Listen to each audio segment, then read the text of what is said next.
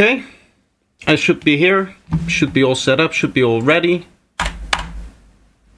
Pop out the notification for everybody, so that everybody can start putting their music right here, so that we can start to listen to it. As you can see, we don't have any music yet to listen to, so today we might need to ramble a little bit to fill in a little bit of time before the first tracks come in. Hello Mindbee, welcome. I have done a little change to my stream. There is a little thing that I hopefully improved, and that is my microphone volume. You should hear me a little bit louder than it is normally, because I added 3 dB of gain, like 3.5 dB of gain to my audio. The reason for that is I noticed something very strange, and I think this may have to do with the mixing streams. Do you guys remember the mixing streams that I did like a week ago or 2 weeks ago now? Which I still need to finish. Next week I'll probably do the final stream in that one. What happens is, welcome to OBS again. This is the streaming software. The way that I did it with the mixing stream is I have it sidechained, not here, sidechained to the desktop audio. Meaning that if the desktop audio plays, it cuts out my microphone. So that you don't hear the speakers bleeding into the microphone, but you also don't hear me talk. The strange thing about this compressor over here is that when I turned it on, I noticed that my volume went lower of my microphone, even if it wasn't doing anything, even if it like wasn't actually playing, like any desktop audio wasn't actually playing. So I think like that scared me a little bit. So I'm just turning up my microphone a little bit. Also because there were a few tracks in the last feedback on stream where people say they couldn't really hear me over the microphone. So those two things made it so that I made a small change. Other than that, I think everything is okay. Everything should be good. Welcome everybody. Octa, welcome as well. Again, you guys can start to post your music right here in the feedback on stream. Yeah, so I noticed that microphone thing when I was editing the last conversations with Projector, mainly the ones that we did during the, what's it called, the mixing stream. Good, and you? I'm doing fine. Thank you, thank you. Very big delay today. I think it's slightly variable, the amount of delay that you have. I think I asked you like 2 minutes ago how you were. Maybe it took you a bit more to type, but that's usually how I judge the delay. Or maybe you responded to the other guy. That could be the case. Man in Space, welcome as well. It's a name that I don't remember.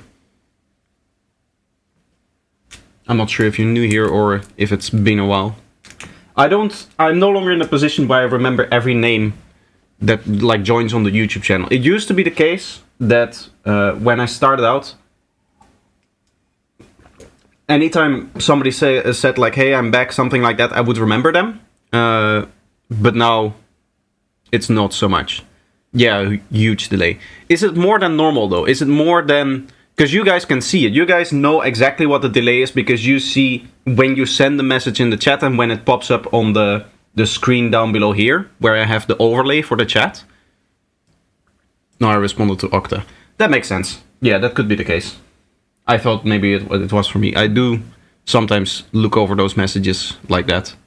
It's not a big deal, understandable. It has to be the case for the internet with the connection issues that I have. It's annoying that it has to be that way, especially for me when I'm talking to somebody while giving feedback to them. But it is what it is. I'm new, but I've always been watching your content. Thank you. I think it's a little longer than the last time. Yeah, I think it's slightly variable, and then that means that today there's a little bit more. There's not much that I can do about it. If I turn it up any higher, we noticed the last few times that I tried, if I turn up the latency any higher, it just causes connection issues more and more. So I'd rather have a little bit more delay than people not be able to see the stream, or the stream kind of constantly stuttering or skipping out certain parts, stuff like that. Phil, how are you doing? Che Bable, welcome as well. Now that's a name that I don't recognize, but I don't know from where. That's what I want to circle back to that point there. It used to be the case that I knew everybody, and I knew kind of like everybody's music and what they were producing, and the sorts of videos that they would comment on, the sorts of things that they would say in my Discord server. But I think I've gotten slightly too big to do that with everybody. That being said, I do like that I have my stream, because in the stream it's usually the like same small group of people that is kind of like always there, at least throughout like part of the stream. Like for example, Greedo is somebody that almost always joins, but he often joins late or joins for a little bit, but he is very often is he there. Like that's one of the reasons why I do streaming. It allows me to kind of connect to the core audience that on like they either plan it into their schedule that my stream is here. So for example, the Sunday stream, people just plan that into their schedule, right? And they show up every day on Sunday and they just start watching because they know that the stream is there, or they're just always free and they're always able to do that, to able to watch that. So that's why I like it, because it's the main way that I get to communicate with like my core audience, the main people that are there. Chill bro, you're growing an audience and a community, you can't keep track of everyone. That's normal. I know, but there's sometimes a few people that don't realize. There is a reason why I bring this up. I'm not going to say the person or whatever, but there were some people, not like this week, but over the last few months, that feel like I'm a little bit more personal than I am. And I want to discuss these kind of things because I do feel like one of the things that helps me is being very open. The reason why I bring this up now and why I didn't bring it up at the time when it happened is, one, I felt really bad. It was after the live stream. You guys probably remembered it, the feedback stream where I didn't feel very well. And it was I was a little bit stressed out because my YouTube was, or my views were just randomly down and I didn't know why. I've since learned why that is the case. It's not something that I can control, or at least I don't think I can control it. I would need to look into it more. I would need to dive into it more. The YouTube algorithm is so complex that it's hard to sometimes understand what they want. But the other reason why I do that is because a YouTuber that I follow recently posted a video that is very similar in terms of talking about the things that kind of go on behind the scenes of like growing a YouTube channel, and what happens when a YouTube channel becomes bigger, what happens when an audience becomes older. I notice a few of the people that subscribed, for example, for my Asset Core tutorials back in the day before I took my massive break, they are just no longer interested in what I do now with the Psytrance because it's not their genre, right? Those are all the kind of things that kind of go on. And I like to talk about it as well. It's not something that I'm like scared of or that I feel bad about, that I'm outgrowing my audience. I still do think that I have that core audience, and I'm still happy with the fact that I do have that. Part of that is on the Discord server where people, it's usually the same people that kind of type throughout. It's always the same people that kind of come back. Usually there's people that join in and they are active for like a month or maybe a few weeks. And then there's the kind of main core that every once in a while just jumps in and talks a bit, responds for a bit. Something like that happened yesterday in the general chat, where somebody new went in there and started talking, started responding to somebody, and then like all of the old people that are usually always there came in and they started talking as well. That's the kind of thing that I like. That's the stuff that I like, and I try to encourage that as well. Maybe yesterday wasn't the best, but if you don't know, then it's okay. Anyway, let's get into some music, because that's why we're here. Here's my last track, haven't released it yet. I'd be glad to have your opinion. Great, so this is Deep Dive, that's what we're starting out with. We have another track here. Of course, you guys can all join in, and you guys can all post your music in here, and I can have a listen to it. Exclamation point feedback, let's see if the bot wakes up today. Tom Zul, following Projector since 2K subs. Keep doing good job. Thank you. Welcome as well. Tom Zul and Infrashal. I do remember, because 2K subs, that is either before or during my large break from YouTube. Wrong track, sorry. Oh, I'll wait for a little bit then, sorry. 2K subs, that is before I took my break, right? I believe. Or that might have been during my break. Because for those that don't know the history of the channel, I started the channel during COVID. Not true. I started the channel in September 2019. Posted one video, some old preset pack that I made, XD Psychedelic Essentials Volume 1.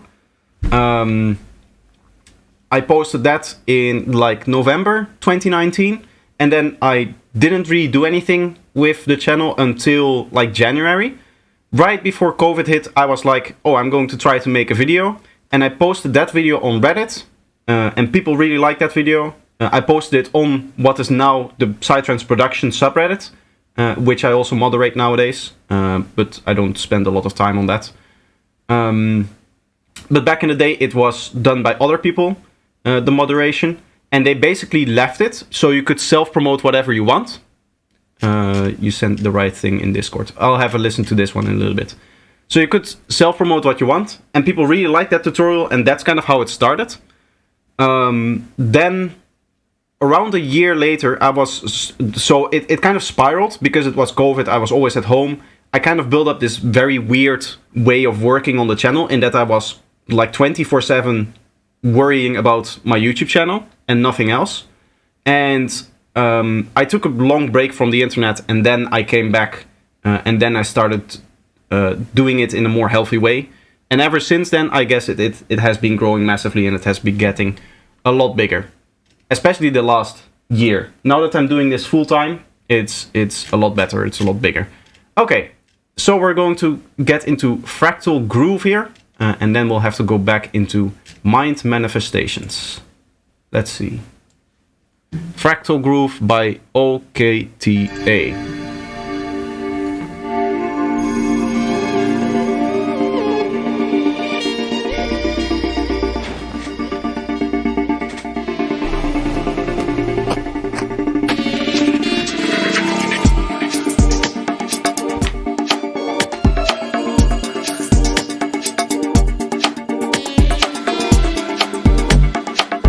I like it.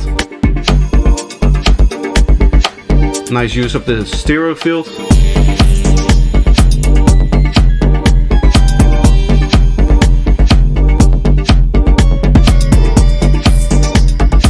This beat is sounding very nice.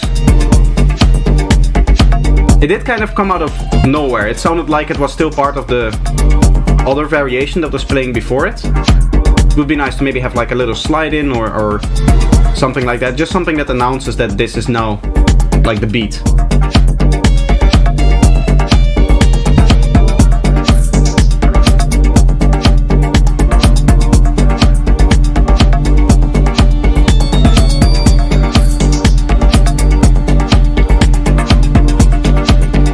Way to ease us into the groove. Yes.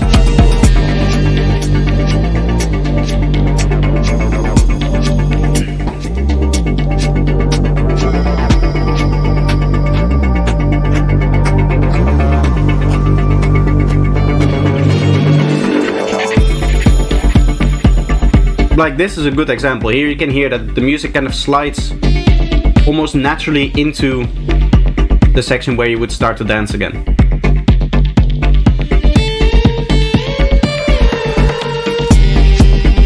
I really like this mix. It sounds really very, very good. I'll quickly check the cleanliness, but I think there's not much to say in that every transient is really nicely separated.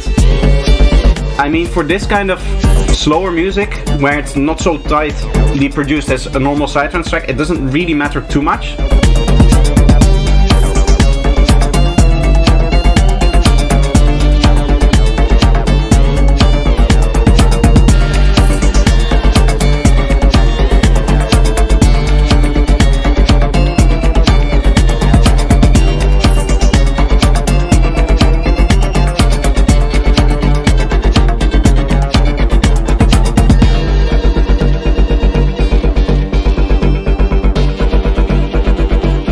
doing techno stuff, so it's supposedly expected that the groove switches to a 4 on the floor.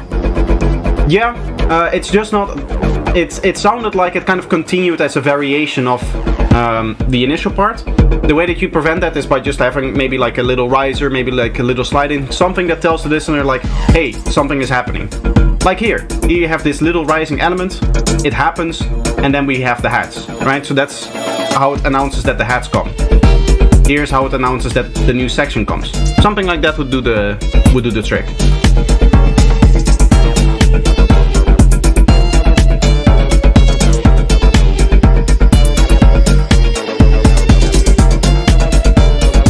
To be honest, the main, I'm not sure exactly what instrument it is, if it's a trumpet or a trombone, but that central mono thing, it could be a little bit louder. It sounds like a main lead element kind of thing, but it feels like it's a little bit more in the background than the side chords are. And personally, I would say that the main element that people will be trying to focus on is that, like, trumpet, trombone, I don't exactly know what it is. It might even be a lead sound. It's a little bit hard to hear, as I said, it's a little bit low in volume.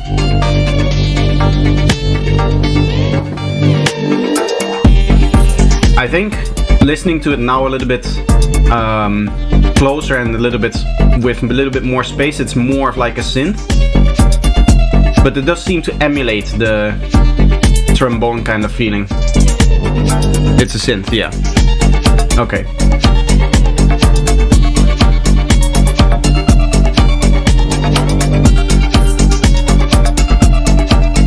What I would do when it comes to the synth and the main kind of like stereo chords that you have is I would take currently the chords are here and the synth is here. I would do like this, so that the synth takes over the chords a little bit more as opposed to the chords taking over the synth. All of the other balances in this track sound very, very nice, and overall it sounds like a very nice track. Very well done. Okay. We have new people joining here. Nice, nice. Man in space here. It's a vital patch, mainly with some additional distortions. It sounded very detailed. You know what I mean? The higher partials, I guess.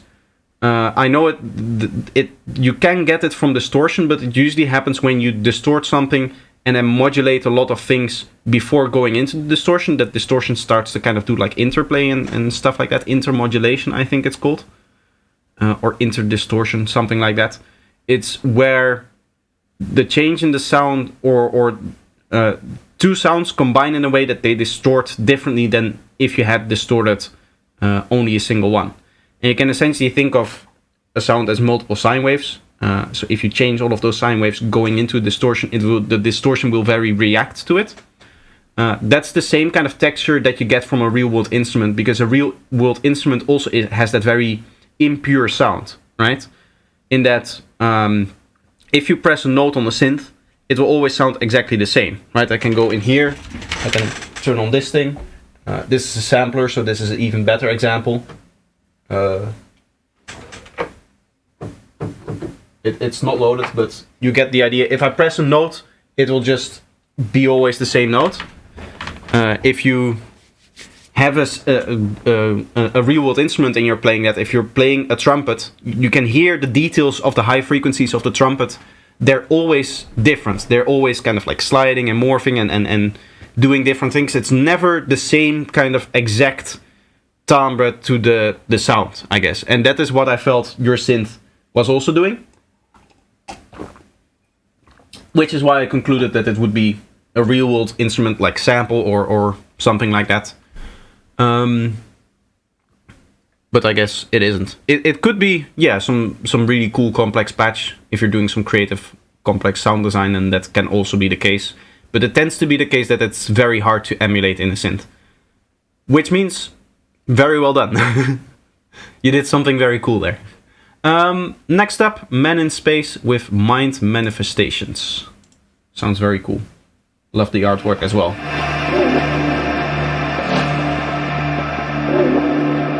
A little bit of a big loud start here.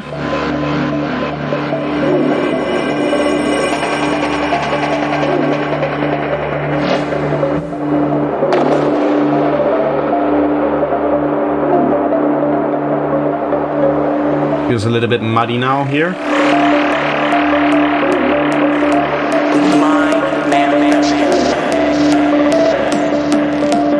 Once it's circulating through your blood after you've eaten some of it, let go.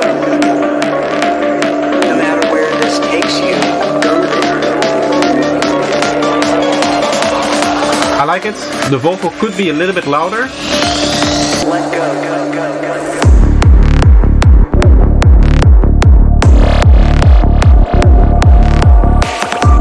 Nice tones, the kick and bass. I like the sound of it. I do see that you need to resample your bass line. In this case, seeing as it's like a sliding bass thing, I think you can get away with just LFO tool. And just setting up your LFO tool like this. So you set up your sighting. Instead of doing this, you do this. Maybe even like so that it stops a little bit before the kick as opposed to on the kick. Because now what you'll see is that it's kind of bleeding into the kick drum. Right here, this transient gets bent up, this transient gets bent down because of what the bass line is doing right before it. And you generally want to stop that because you're losing a lot of punch from the transient of your kick. Let go.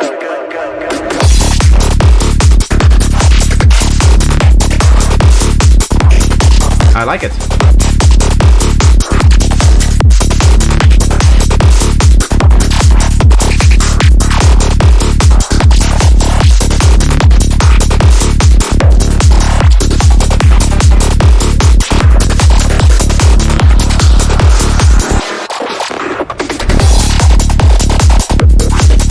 Here as well, here is a prime example where you can hear that lack of punch coming back into the drop. In that fill there, what I would expect is once the kick starts to play that you really have this kind of attacking power to the kick. And you have the bass line right before it. And because it bled into it, it kind of lacked that attacking power.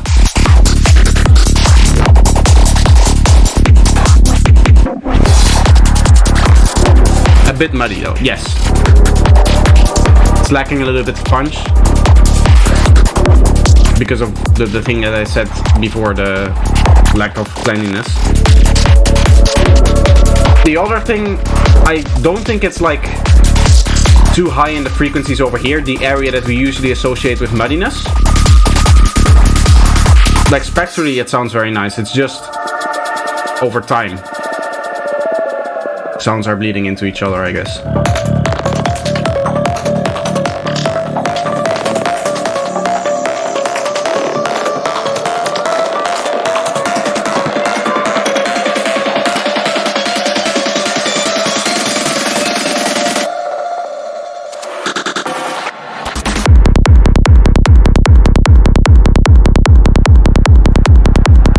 I like it, this is nice and clean, so this is resampled, you can see what that means, it just stops right over here.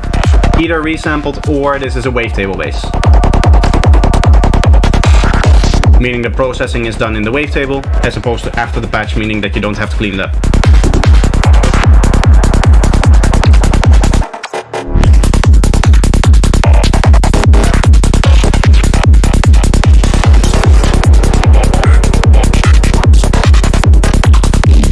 I like how your hats are mixed. The percussions.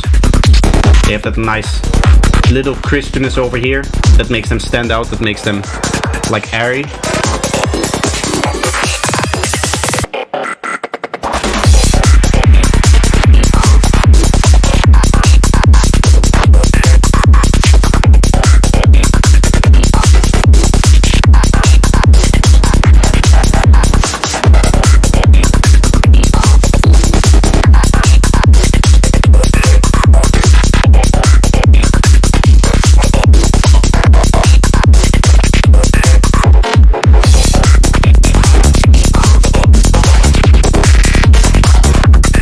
Most likely resampled the normal saw bass. I don't recall doing it on the first one. It does sound muddy. It sounds very good. It sounds... At this point the track doesn't really sound muddy to me. It sounds very clear. It sounds very distinct.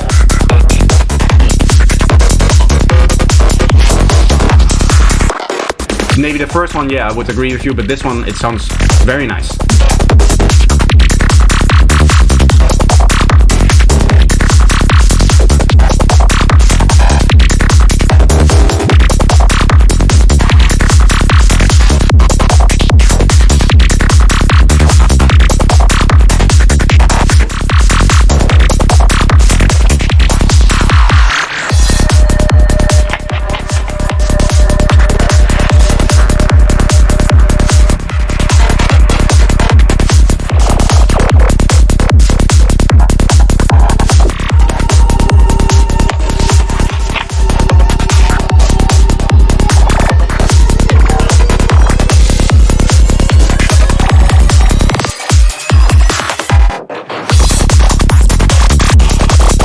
Honestly, hearing how aggressive and energetic this part is, it sounds a little bit strange thinking about it now that the drums are the same as in the last part, which was a little bit more mellow. What I like to do is have 3 levels of percussions, no percussions, some percussions, all percussions. And then for the lowest energy parts of my drops, I have obviously no percussions. The highest energy parts of the drops, like this over here, I have all of my percussions, closed hat, the offbeat open hat, which is a very important one, your snare. Those are the main ones, but other percussions that I might add as well. All of that stuff then plays like together. And then I have that medium level, which is usually everything but the open hat on the offbeats, right? Something like that. Or it's just like the closed hats, only the closed hats, like you're doing in this case here, I feel. Usually so the way that I do it is for those medium level energies, I have medium level drums.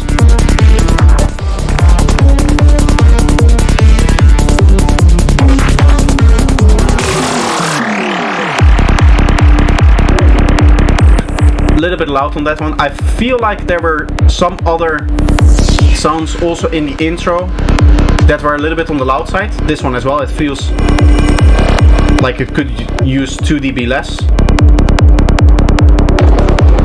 But other than that, sounds very, very nice, this track.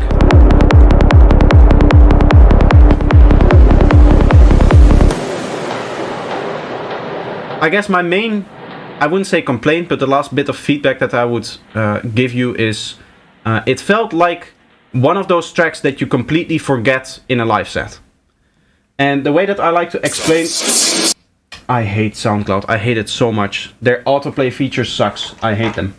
The fact that you cannot turn it off whatsoever, I hate it. Anyway, the last feedback that I would give you is that, as I said, it sounds like the kind of track that you would completely forget if it were played in a live set. What I mean by that is that everything is correct. Everything technically sounds good, right? You're not going to hear this in a live set and say, hey, wait a second, this sounds off. There's something wrong with this music. You're not going to say that, but there's also nothing in the track that makes you say like, hey, wait a second, that is unique, that is cool. You know what I mean? For example, the example that I always give, if I play, I need to find it now. I believe it's here.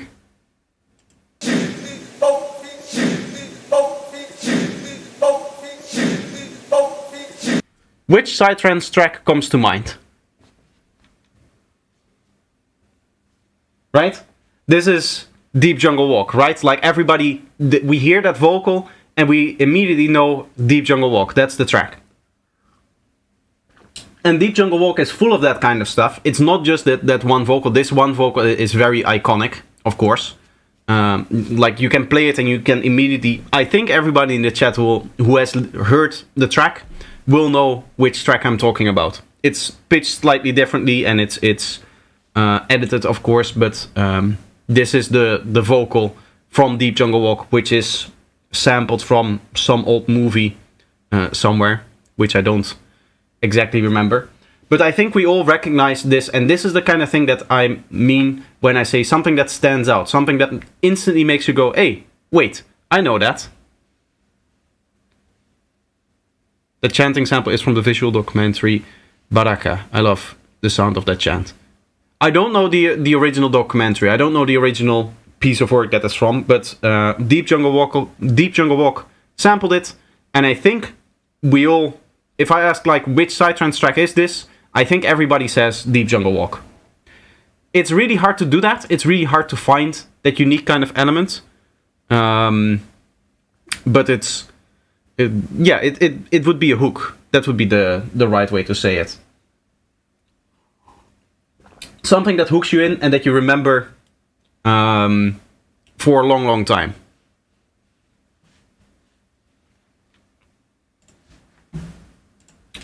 We have some more tracks here. Nice. So I hope that I'll finish this up. I hope that the feedback was helpful and that you can do something with it. Next up, we have also new here in the community, as you can see from the welcome here. Older release of remix for Juez. Okay, so unfortunately, this means that any remix, bootleg, or edit will not be played. As you can see, don't submit works that you don't fully own the copyright to. I don't play remixes. That's unfortunate, but that's the rules here. There are rules up here for those wondering. I don't listen to remixes because I've had too many issues with copyright on this stream and on these types of streams. And to be able to continue doing them, there's just few things that I need to do, and one of which is making sure that I don't get into any unnecessary copyright issues by playing remixes or edits or bootlegs or whatever you want. I just don't do it because it's a hassle to work with and it's annoying. Even if you hold the copyright, the label, I don't know if these guys will do it, I don't know these guys, but usually the label still tries to go after me, right? In that they claim my music and they will actually appeal it and so on and so on. The reason for that is, now that I started the label, I also know this. The reason for that is it's not labels putting their music in the Content ID system. It works like this. Let me paint the picture for you. You are an artist, right? You sit right here and you have some piece of music. Over here is your music. You go with that music to a label, right? We'll draw a little label thingy here. This is a label. The label wants to put that music onto services like Spotify and YouTube. So here there will be a very badly drawn YouTube logo. Excuse me. There will be a Spotify logo. I don't even know what the Spotify logo looks like. We'll just do like an S, and then we have like Apple Music. The way that it works, what I used to think is that, oh, it's the label's job to have connections with all of these entities over here, all of these things over here, in order to push your music to these platforms. And then there are distributors who also do the same thing, right? You have a distributor over here and you can go to a distributor as well. The benefit of having a label is that you have this name behind your music that makes it look more official, I guess. It makes it look more presentable. What I've learned now is that almost every single label actually goes through a distributor as well, and then it goes to all of the platforms. And if you think about it, that makes sense, because it would be very expensive for a label to hire a bunch of people to just maintain these relationships, to be able to put the music on there if they release like one track a month. Nice label though. It's like one of those labels that people have on when they're working somewhere. Is that what you call a label? I'm thinking of a label is one of the things that you kind of like put onto something, like this, right? And then it says your name and your occupation and which company you work for. That's a label. You're labeling things, right? In that way. Anyway, I thought that it would be the case that, okay, these guys, they have their relationships over here with the institutions that they want to push it from, but it makes no sense for you to maintain relations with big companies like YouTube and Spotify and Apple Music yourself if you're only going to release maybe, say, 2-3 tracks a month. Even for like a medium-sized label, that would be the case. Maybe a few more. Maybe you have some smaller releases and 1 or 2 bigger releases. Say that it's like even 10 tracks a month. It doesn't really make sense to have to hire somebody to constantly monitor the relationships that you have with these companies.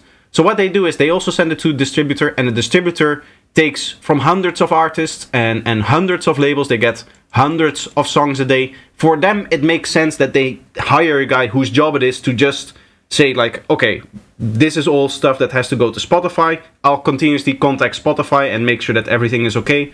There's a guy that does it maybe for Apple Music. Obviously, maybe some of them are like combined as well. But for these guys, it makes sense to hire people that just work on this relationship over here. It doesn't really make sense for the label because they can just go through distributor as well. What that means for the copyright and how that comes back is that even if your label is okay with me reviewing your track on stream, it's not actually the label that I have to deal with, but the distributor. So what will happen is I get a claim from a label. I say dispute this claim. I type in I have permission, blah, yada, yada, whatever it is. Or this track is misidentified, which also happens all the time. Especially lately, it's been happening a little bit more. But what happens... sorry. I saw another message pop up. But what happens is I get my claim, I counterwrite, and then my counter goes back to the distributor, not the label. So the distributor will just get tens of thousands of these counter claims, and they'll just go check, check, check, check, no, no, no, no, no. Let us hearken all of the cash, let us get all of the money, and let's remove any dispute, remove any counterclaim that pushes up so that we get as much money as possible. That's their philosophy.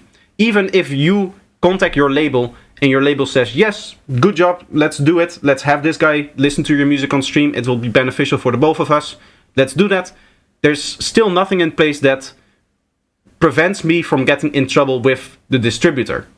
Because usually the label won't go to the distributor and say, hey, this guy is going to listen on Sunday to one of our clients' music, make sure that he doesn't get the claim.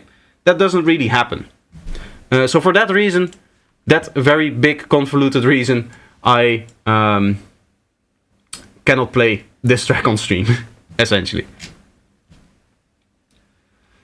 Hello again, another iteration of last week's upload. Still a lot of work to do. Thanks for all your feedback. 1543. Let's have a listen. Sorry for those retweets. It happens all the time. Don't feel sorry. It happens to the best of us. For next time, just make sure that you read this. There's essentially 3 things here. You you give me permission to play it on the stream and on the video that is made of the stream. Again, against copyright stuff. Doesn't really help, but it's still in here. You make sure that it's not a remix, so that you fully own the copyright. Again, copyright stuff. And then the last thing is, I'd like to be able to either play it in Discord or in the browser, like you've done over here. So no WeTransfer or any other like site where I have to first download it and then only then can play the music. Anyway, 1543. Let's see.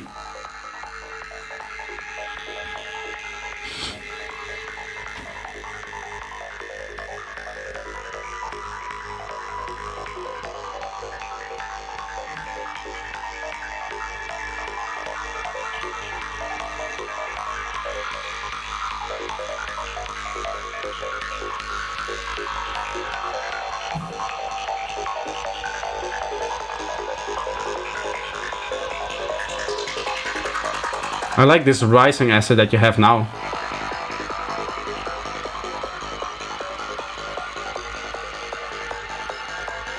I think the asset should be rising throughout the whole intro here. Sorry, it was a little bit quiet. Kick and bass sounds nice, it looks nice and clean as well.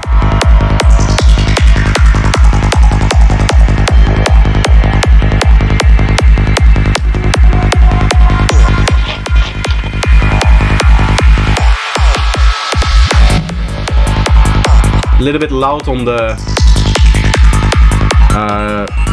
uplifter there.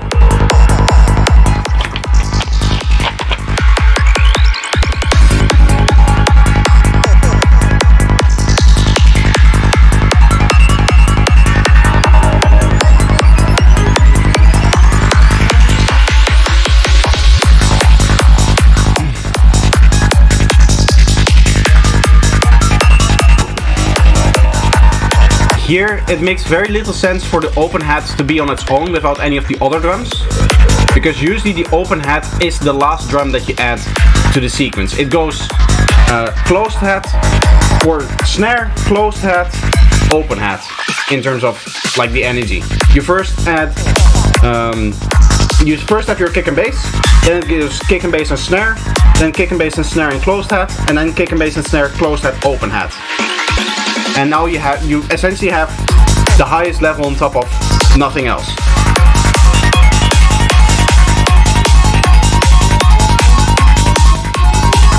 A little bit loud on this bleed thing here.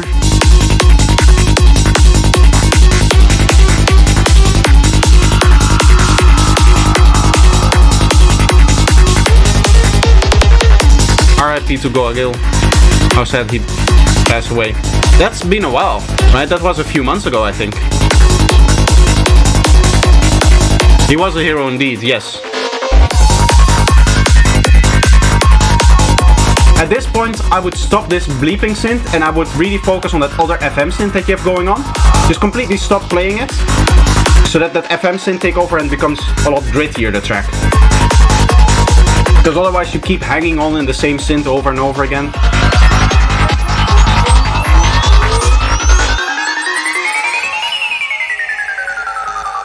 Yeah, that gives you two synths before you go into the breakdown, and that makes it a bit more interesting.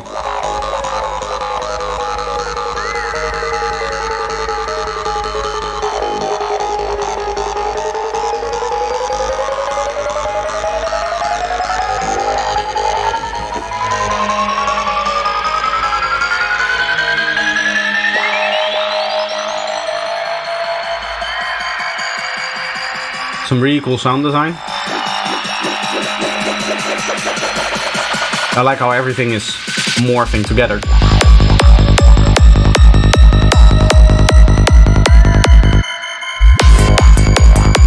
I like this.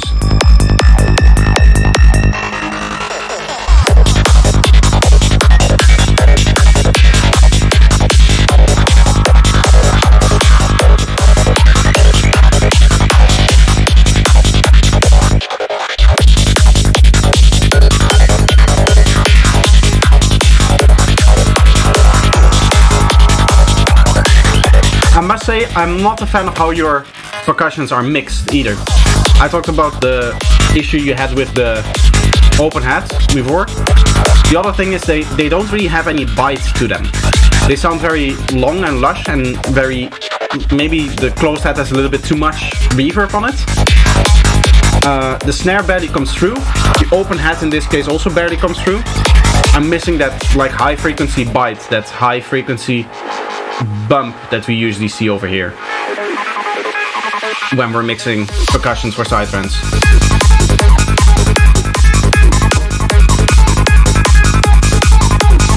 Overall, your open hat, I would suggest going with a classical 909 open hat. I'll play one so that you know what I mean. Because this one feels like it has a bit of a strange texture.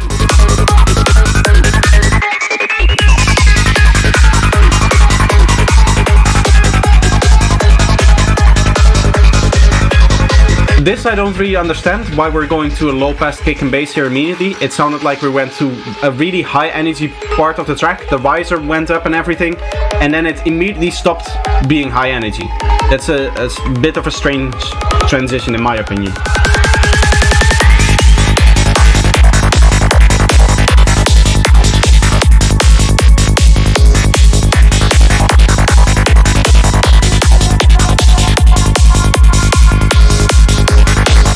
Stream is clipping a little bit.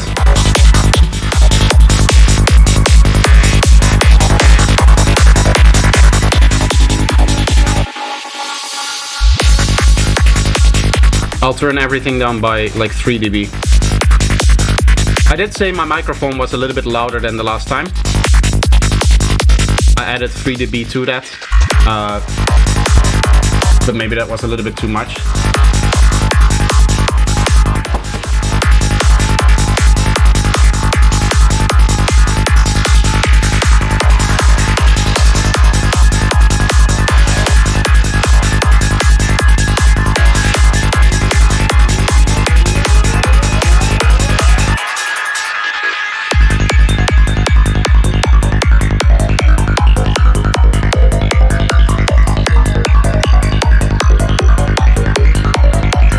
That will make it only quieter clipping. I don't think my microphone itself is clipping or anything like that.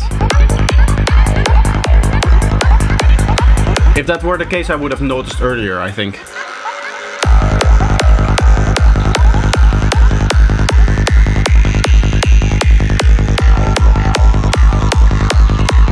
Mr. Brown, welcome, welcome. Ankle trick. Ankler trick, welcome as well. Clip, welcome. Russian guy, I know who you are. I know that you are the guy that chatted with me yesterday or 2 days ago. Yesterday, I think, in Discord. Welcome as well. I'm unfortunately not able to pronounce your name, so I'm not even going to give it a try. My bad, it's a bit too much squashed. I don't think it's the music either, like it's not too much. It could be a little bit less.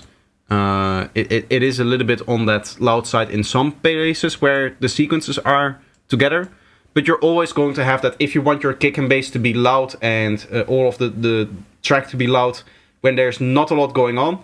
You're always going to hear that like the limiter is having a little bit more trouble in those higher energy parts because there's just much more going on, right? If you mix or if you master so that the quietest part of your track becomes ultra loud, then the loudest part of your track is going to be a little too loud, essentially. I think I pushed the limiters. Aha. Call him the geek. Yes.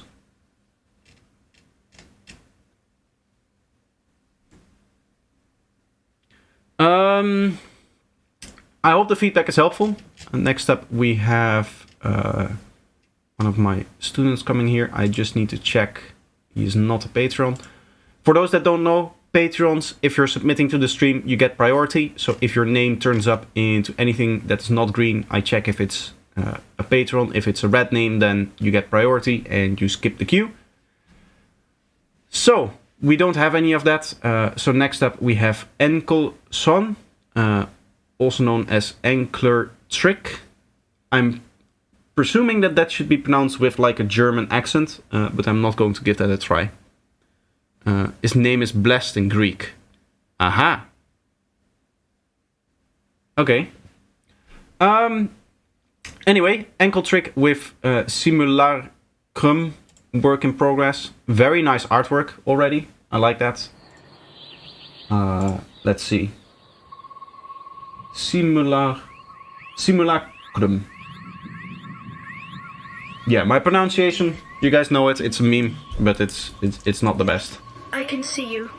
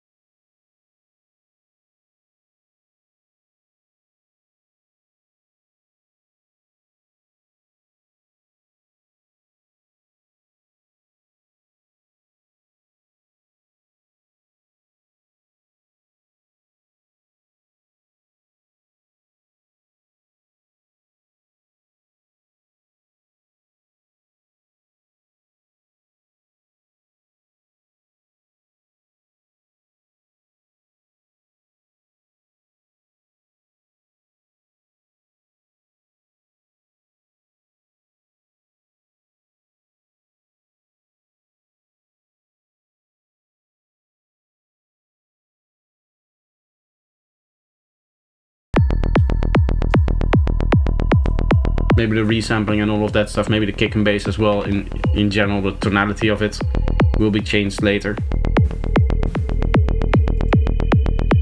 Here still resampling needs to be done. You can see it bleeding into the next thing. It should basically stop playing here and then have the transient, because now the transient plays here. You want the transient to play around this area over here. I don't think I like this sudden rhythm change. What you can do there is have a little bit of a fill that makes it so that the audience realizes that we're going into this rhythm over here. Because the sudden rhythm change, usually it kind of throws you off when you're on the dance floor.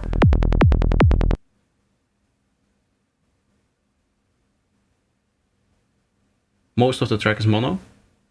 I don't think so.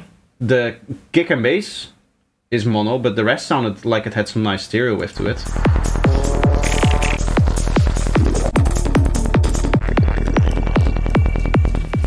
Some very interesting stereo width going on here.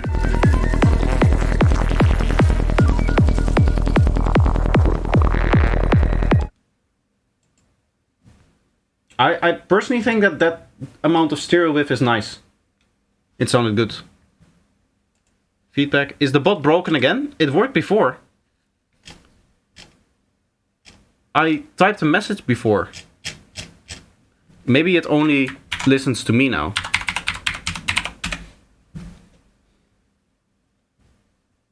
Track with potential. Definitely, definitely. It's still a work in progress, so it takes maybe a little bit more time to get to the final track. And we're not judging a final track. But as a starting idea, I like it. There's just a few things that I would do differently. Sorry, I'm going to log into my stream elements again to see if that wakes up the bot. When we started streaming, it was working fine.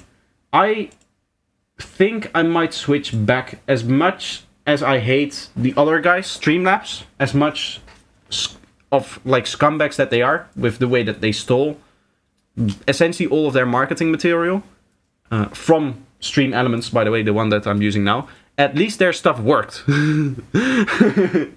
At least when you typed a comment in chat, it worked. It responded.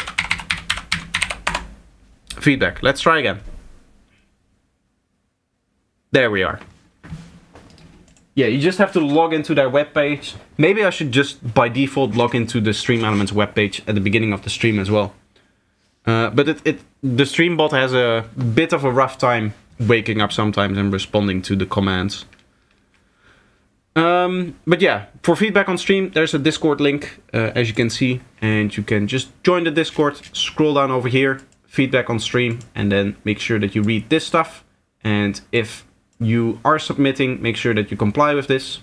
And then you can post your link here to your track. That a good vibe? Keep it up. Yes, I agree. Next up, we have Lunar Element here with 192 BPM. Now, I know this track because I worked on this track today with him. I sent him already some feedback. So I'm essentially going to listen to the changes that he made to his track in the intro, at least. The changes that he made to his track from the feedback that I gave him earlier today. And then after that, we'll all listen together to the rest of the track. He did work on it for a long time, so I'm very curious what he did. Because we talked at around like 2 o'clock now, so we put at least like 3 hours of work into it. Reese bass is there. I like that.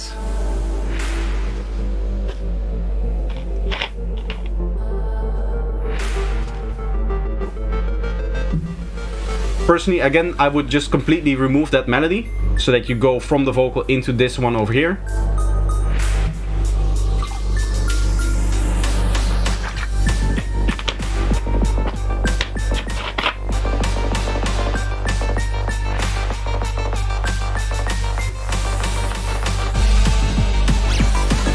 Here the Reese bass is still going. I wouldn't do that. I would have the Reese bass stop before you go into this build-up over here.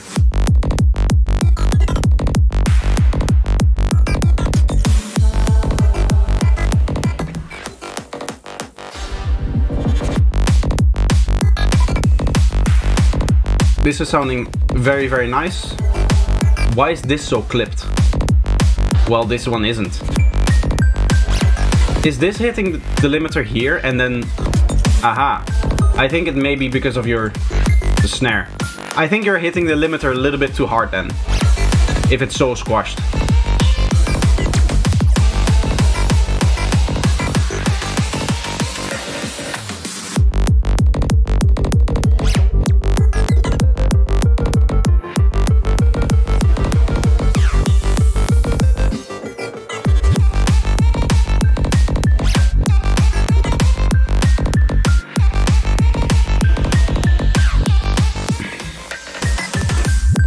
Let's see if the new idea works. It did work better than the old idea.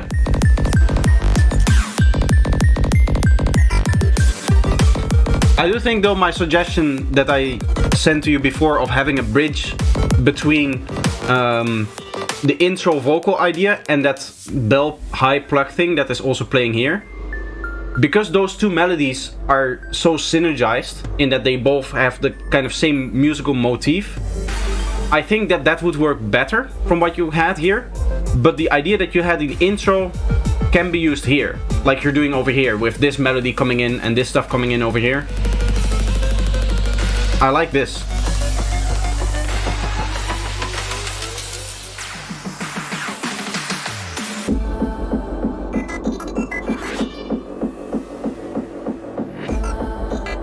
Not a fan of fake drops, but that's more aesthetically, it does work in this track.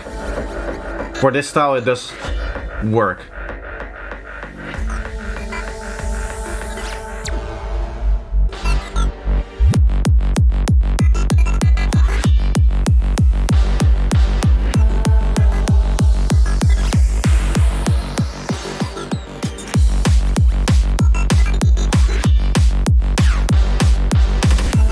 I think what is happening here is your snare slash clap thing is going down too much. You can see it canceling here the kick drum, right? And this frequency over here.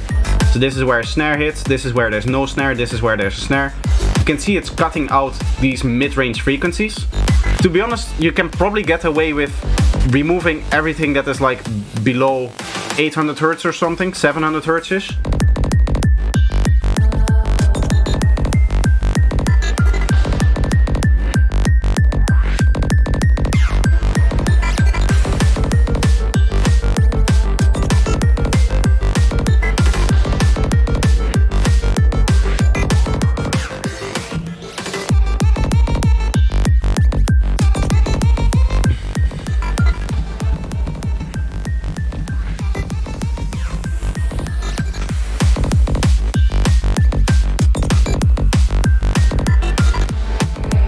Overall, I think the biggest improvement since we started working together, Lunar, I think now 2 years ago almost, we started working together, him becoming my student.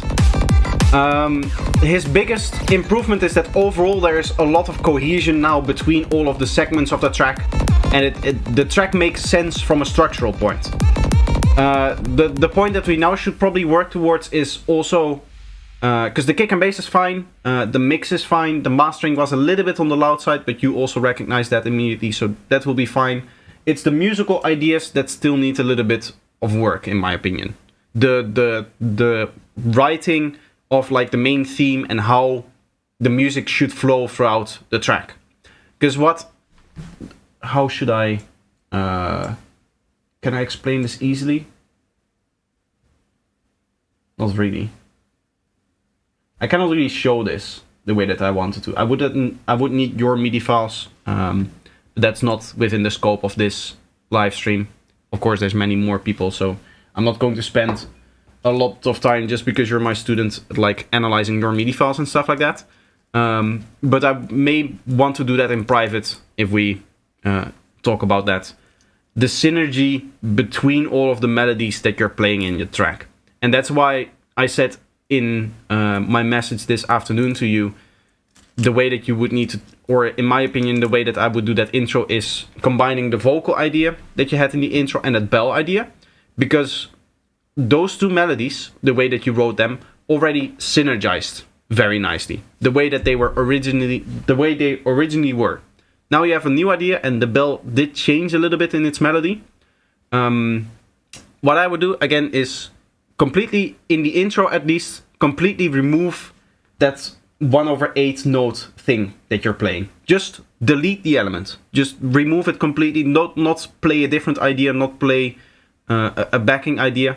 That 1/8 idea that you have in the intro doesn't really work. At least in my opinion.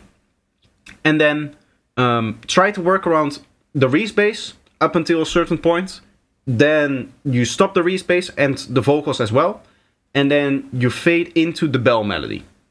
In my opinion, that is the idea that you should follow. I can draw it out, I guess. I guess the structure that I would like to see for this track is you start off with 16 bars of the respace together with the vocal. That vocal melody. That thing. Res plus vocal. You then build a bridge, a place where you transition from the respace into the bell thing, and then the bell starts playing here, together with that cool ARP thing that you had going on as well, that ARP sound, the little one-shot ARP thing. So here, bell plus ARP plus build. Right? So this would be your build-up, would be a different color. That way, it's a very simple idea. You set up a melody, you have like a respace below it, some pads below it, some other sounds around it. I think I sent you an example of what that would look like. And then you just let that idea sink in. Again, keep in mind that this is an intro, right? It doesn't need to be high energy. So having an 8th note already coming in here and kind of spoiling the energy of the track, I think it works against what you want to do. Because what I think you would want to do is something where you transition into the part where it becomes higher energy. Because then your structure is going to look somewhat like this. You in this case had like a small pre-drop over here. And then your drop would start playing over here. Right, this would be your drop. In this case, your energy flow is very nice in that it should go somewhat like this. Like very low energy here. And then it should probably go a little bit lower. That way, you have a lot of space to really build up the energy, to really hype up the crowd, right? Because if you're already here, there's not a lot of extra hyping up that you can do. If you're down here, there's a lot of hyping up that you can do. You can really build the energy, you can really raise the energy. And this bell at the start is such a small sound that it really calls for that kind of idea. Like you start off small here, and throughout this segment here, you start adding the elements. You slowly fade in the snares. You slowly fade in the kick and bass over this time. The snares go double the speed here, they go double the speed here, they go double the speed here, the kind of standard way that the snare builds would do it. And that is kind of how you, in my opinion, should handle this musical idea that you currently have.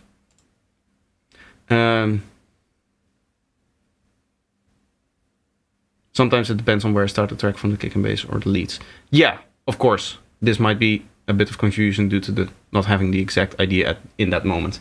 Yeah, exactly. If you don't have the inspiration for this kind of part, it can be really hard to write it. I do hope that this explainer of what I would like to see from the track would help you, though. I think that this is the same thing that I explained in writing this afternoon to you. If you want, we can go over it more later as well. Anyway, we have some more music here. Drive link if needed, nice. We'll go to the drive link. So this is this Spotify. So the track name is Neon Genesis and the artist name is NXI. Let's see, I'm going to play this in Google Drive because that's probably going to be better. NXI with Neon Genesis. It's taking a little bit of time to load, but there we are.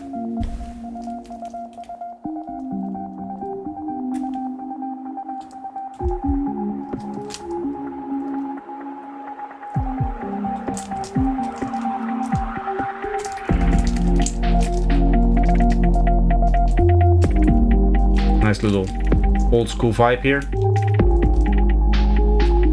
I have a strong suspicion that this isn't going to be Psytrance.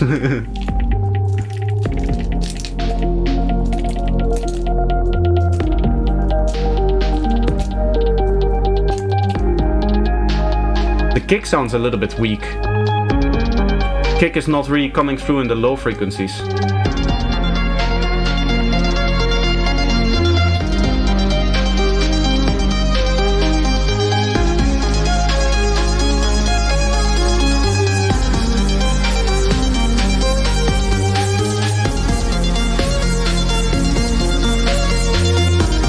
Now at this point, all of your drums are kind of falling away. Your bass is a little bit too overpowering, I would say. The sub bass is maybe 1 or 2 dB too loud. But in this case, the synths also became too loud for the drums. That's a bold statement. Again, unfortunately, I don't remember what statement you meant, because with the latency.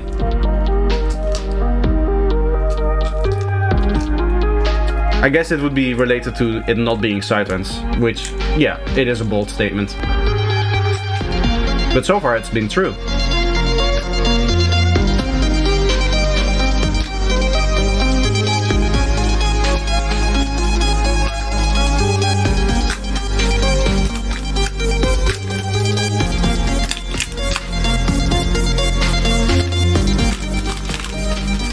I feel like there's sometimes 1 or 2 notes that sound a little bit off. I'm not entirely sure if they're like out of key or out of tune.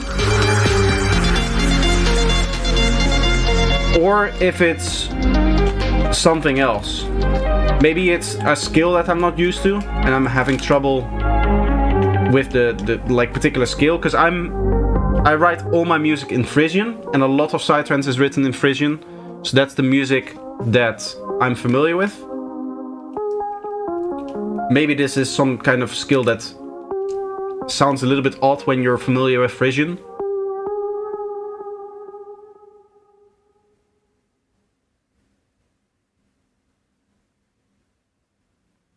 I think that was a foregone conclusion, but I like your willingness to lean out of the window. Thank you.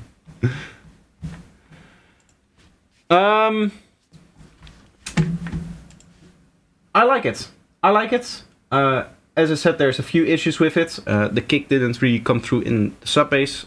Part of that was because it just didn't come through, and part was because the sub bass was a little bit on the loud side.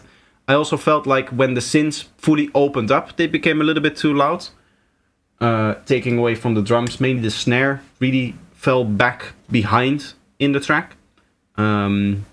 Usually kick and snare, when it comes to drums, most of the time they would just need to punch through the mix. It's a kind of pitching as creative effect. It didn't feel like it was just the, if you're talking about the tape effect, like the wow and flutter, because that's what it's called, I think. The pitching effect that you get from a tape machine being an analog device, and the speed not being 100% consistent, and so that's like the flutter, and the wow has something to do with like playhead degradation, something like that.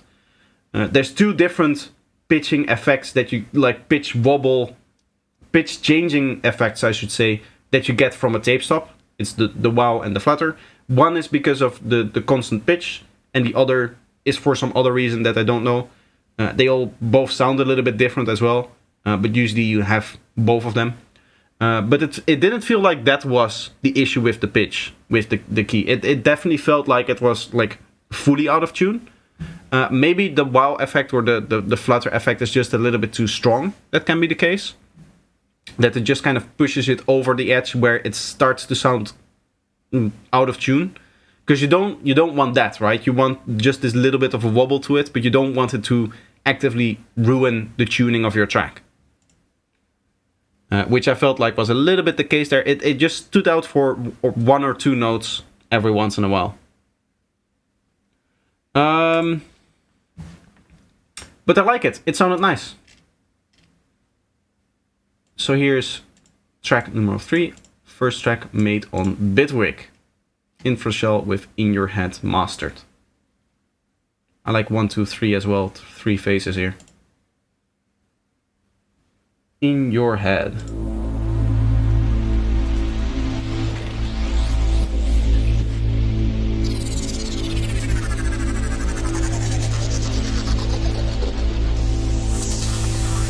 In terms of what DMT does, we kind of need to get back to your model of reality that your brain constructs. The world that you experience in normal waking life, the world you experience. I like the vocal mix that you have. I don't think I'm a fan of the high frequency fluttering and all of that stuff that's happening.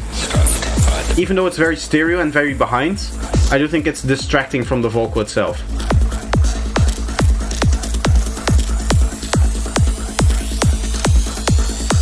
I like the kick, it's just too high in volume right now. Yeah, this is the issue. Now the drop started playing, it's almost impossible to tell where that happened unless you listen to that like one impact there. What should be the case with the kick and bass is that it's quieter and then the drop happens, the part where people need to start dancing happens, the kick and bass just kind of jumps up. Preferably you would do that with a little bit of a pause between there. Usually what you'll hear with low pass kick and bass or high pass kick and bass is that it's a lot quieter, right?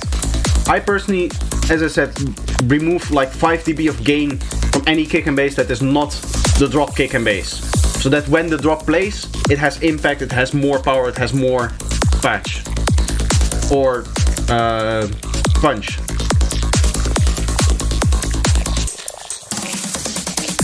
Horn track may be a little distorted. Just like always, just the way that we like it.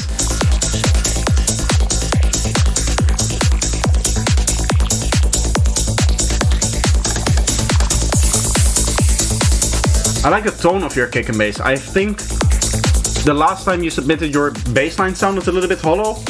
This one sounds a lot nicer.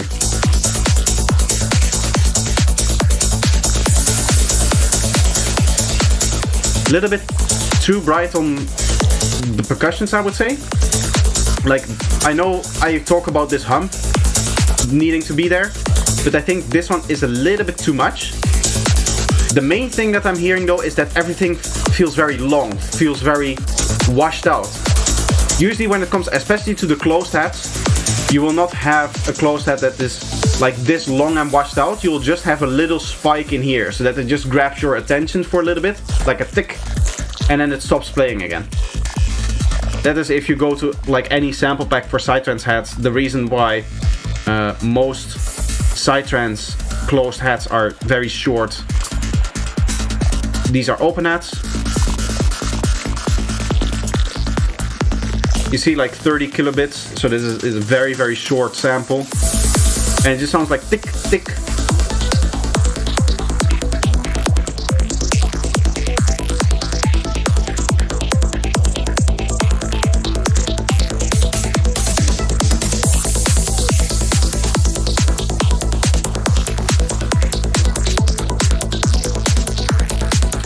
I like the melody over here. You could try to bring that melody out a little bit more. It sounds in here, sounds very nice. Again, getting drowned out a little bit by the washingness of the top loop here.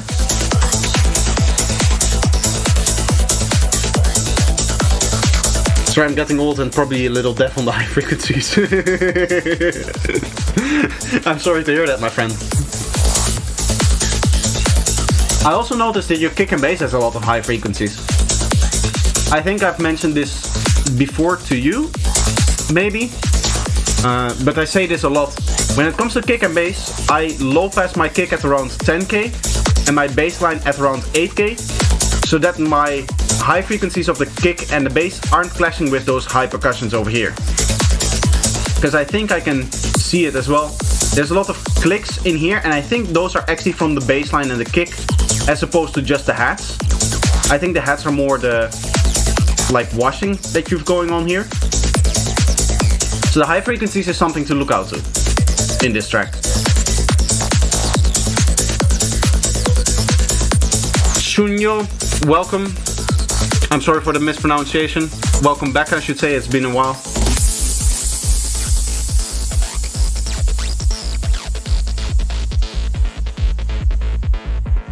So here, for example, we're in the break. The kick and bass maintains the same volume as it does in the drop over here. Now the waveform looks bigger because there's other things playing as well. In fact, in this case, I don't see the reason why the open hat should be playing here. This is like the low energy part of the track, so I wouldn't play the open hat here. But you can hear the kick and bass doesn't really have an impact when it comes back, because it's already playing at the volume that it's at before.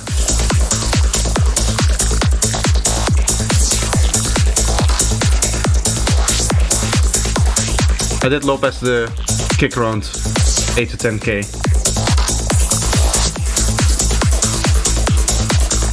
I do see some spikes. I guess this is then a hat or something like that. I also messed it up.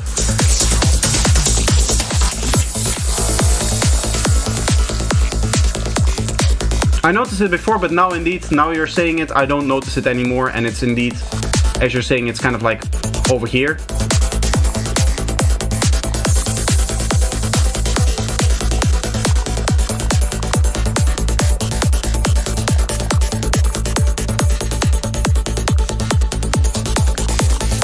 I just saw some clicks over here in combination with these spiky transients that you have everywhere. I thought that this is what is causing the this is absolutely fundamental. Harshness in the high frequencies. And I repeat, and I repeat. The problem we have with DMT, the questions about it are poorly constructed. So people will say, oh, is it real or is it all in your head? Here there's a little bit too much going on, in my opinion, to be able to hear the vocal properly in terms of other sounds. Two ways to solve that: turn the other sounds down or remove them, like turn them down in volume. To be honest, a few of those sounds you could probably just remove them and just have the vocal come through more, so that the message that the vocal is trying to tell actually comes through with the vocal. Overall though, it sounds very nice, especially for a third track. It sounds really well made. Let's see, we have one more work in progress here. And after that I'll take another quick break. How long have I been streaming? 1.5 hours. Nice. Feedback on stream. Mixdown18.mp3. Feedback on stream is the channel that we're in. Everybody knows that.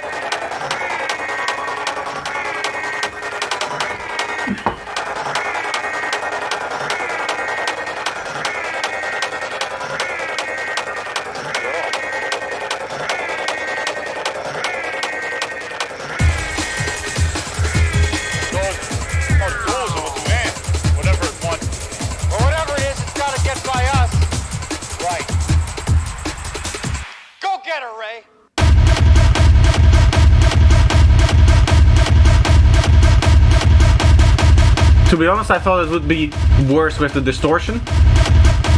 Your transient isn't really coming through here.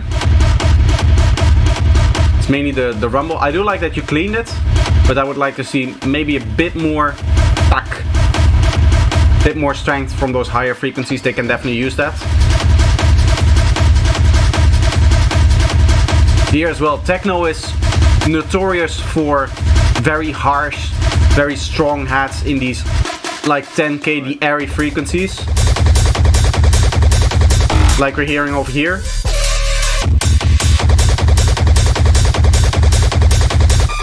You probably also want that for your closed hats and the other hats that you had before, for them to come out like they're coming out over here.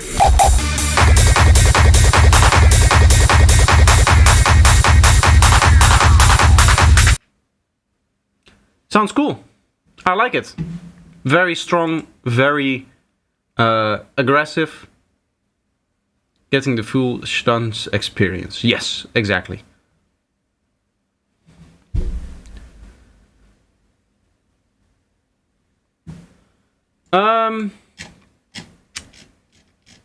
For now, that is all of the music that we have had. You guys can obviously submit more if you want to.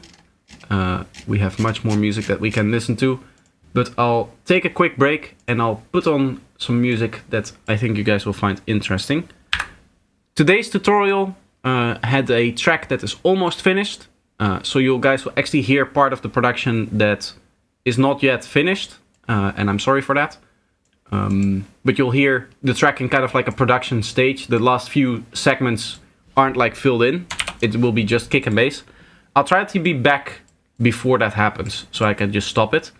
But I'm really happy with how this track is turning out in particular, so I want to showcase it even if it's not yet finished. And I hope you guys will still enjoy it. 18 styles in 2 minutes. Yes, exactly. I like that kind of thing. Anyway, I'll be right back. You guys continue submitting music and in here, and then afterwards we'll continue listening.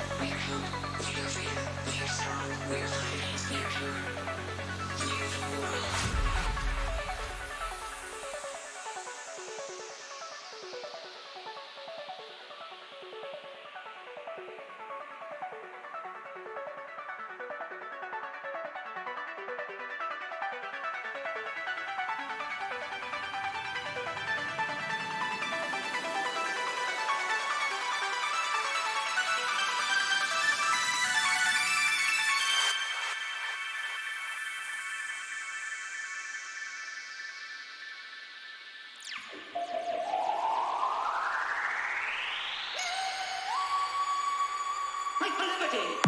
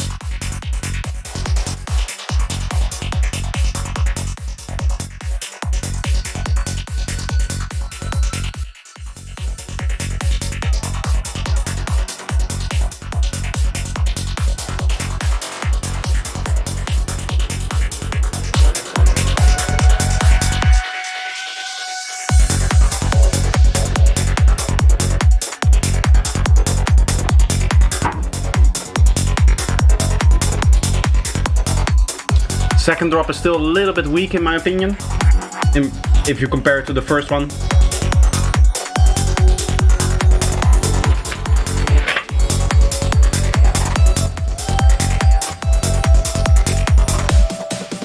Melody in this thing, bit wonky. And then from here it's not finished.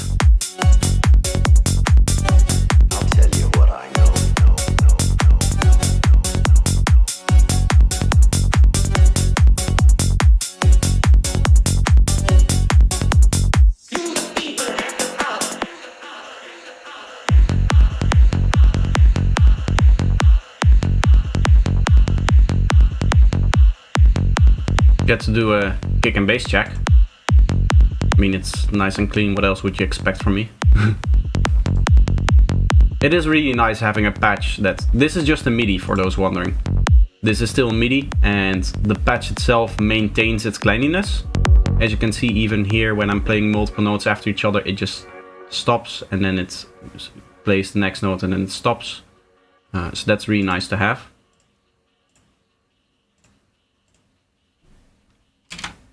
There's the delay is still in here. That's funny. Yeah, those are the obvious things that will change later. I think I have found the issue why my... when I take a break, right? Every once in a while the track still kind of lowers in volume. Right, for you guys as well. I think the reason why that is may have to do with the way that I have set up the sidechaining on here. In that the threshold is too low. Because now I have a fairly low threshold and a low ratio.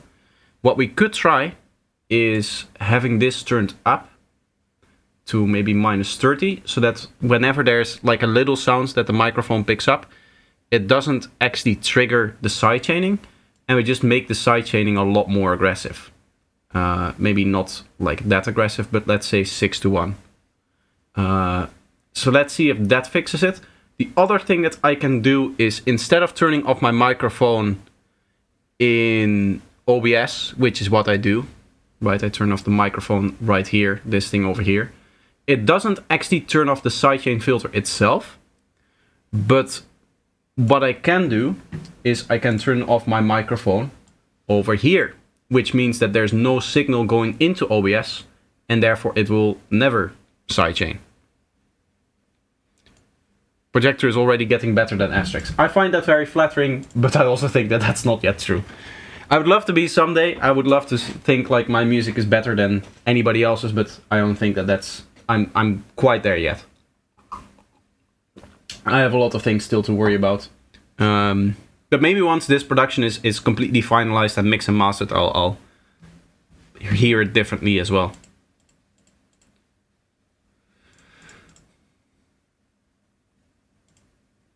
What did I do? Oh, I clicked on the wrong thing there. Okay.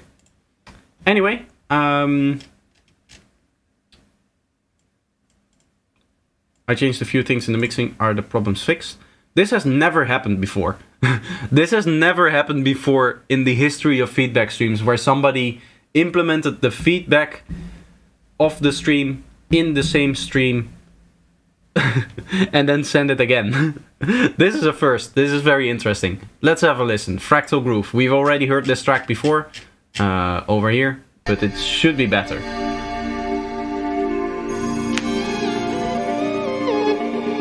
I don't know if there's a strange thing with the upload, but the upload still says that it was uploaded 2 days ago. So I'm assuming that this is not the mix. Is this the mix where you fix the feedback that I gave you 2 days before I gave you the feedback? I'm fast. I do think, yeah, that's a good thing. All the tracks from today's were fire. Well done, everybody. I do agree, yes.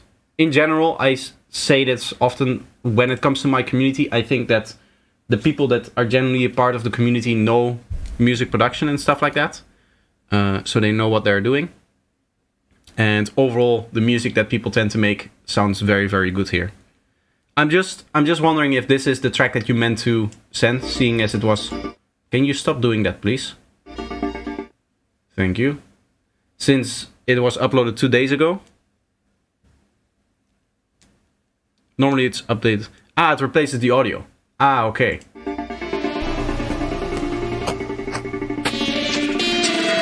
I thought it would update the date as well there.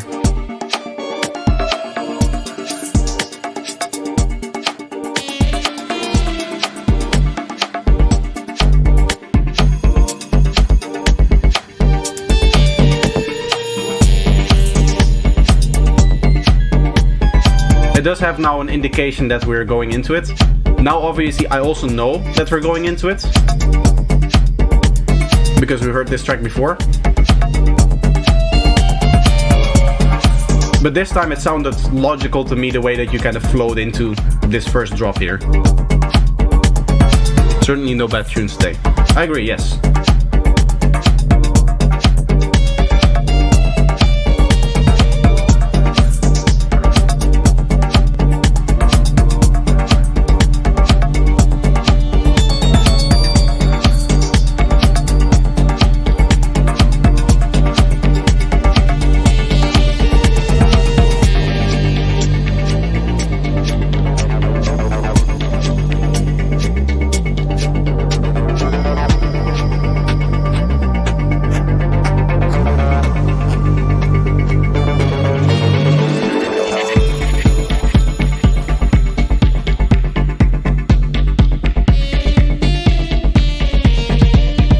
I like it. The synth is indeed standing out a bit more.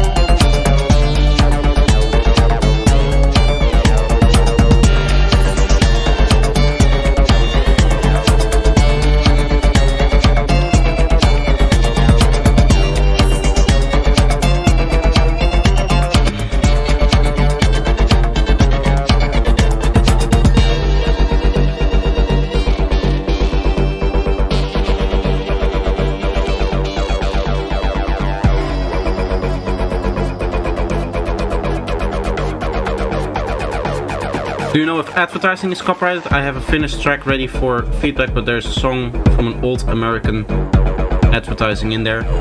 It's gonna depend on how old the advertisement is. I think anything from like the last 20 years, 30 years is probably going to be a bit of a problem. But if you're talking some advertisements from like the 50s, then it won't be an issue. Right, that's why you hear also movies from the 50s and even the 60s being sampled in Psytrance a lot, because people generally don't care and you can get away with it.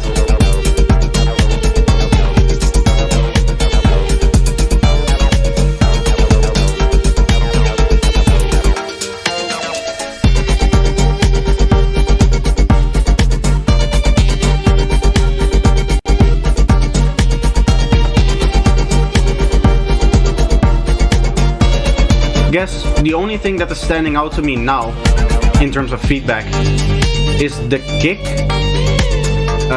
could use a little bit more punch. Right now it feels like the kick is just high stuff and low stuff, and it doesn't really, you know what I mean? It doesn't really have that kind of punch sound. So it feels a little bit weak for that reason.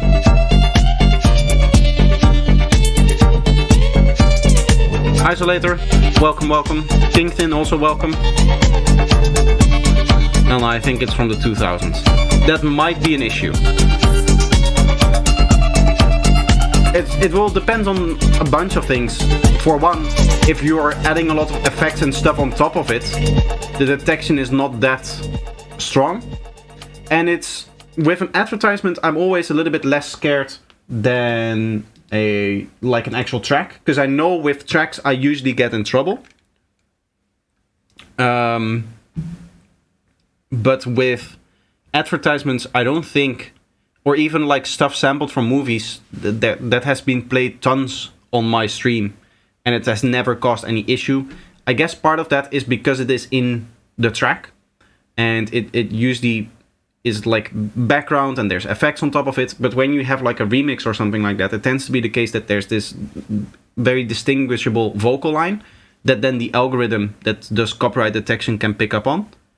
To be honest, I think I'm willing to risk it for your track. We'll just have to see. It is also a learning experience for me now. Like if I get a copyright claim on the stream because of your thing, I know not to do it anymore, right? Because I already know that for actual music, actual like remixes and edits and stuff like that, and that's why that's part of the copyright thing there, the thing that you write over here. But I'm willing to give it a try. But I use looped out music.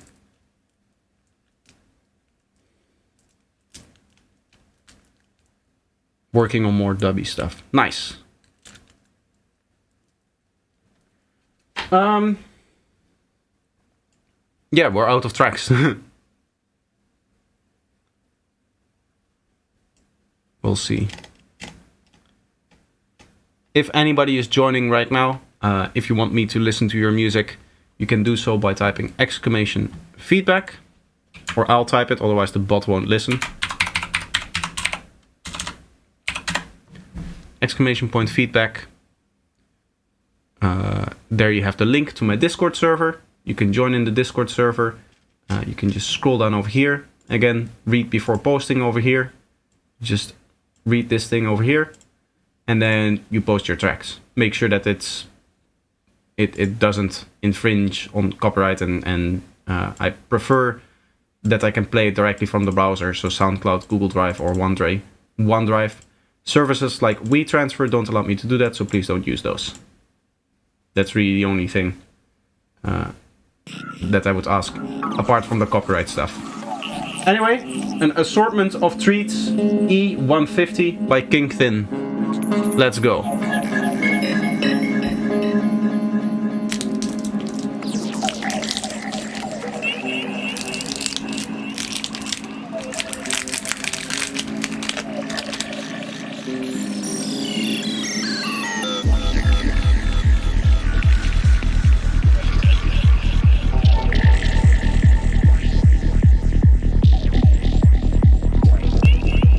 great atmospheres. I like the very dark piano thing that you have going on in here.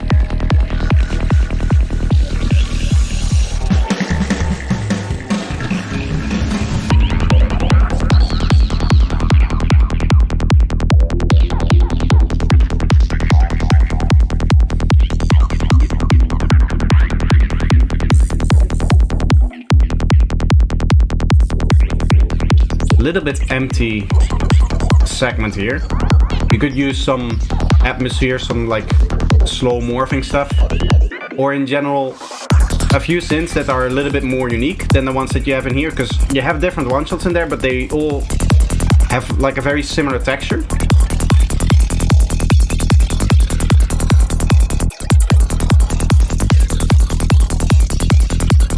Here after the double kick, what I would do is introduce my snare, because you have that little kick thing there.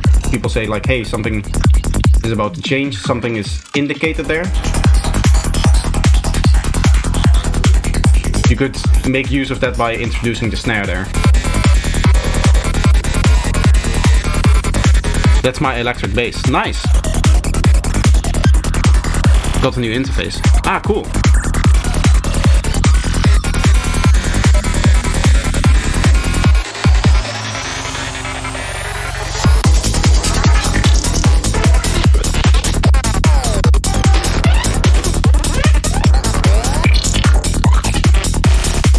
A little bit loud on that one element over here. Sounding very interesting for the rest though.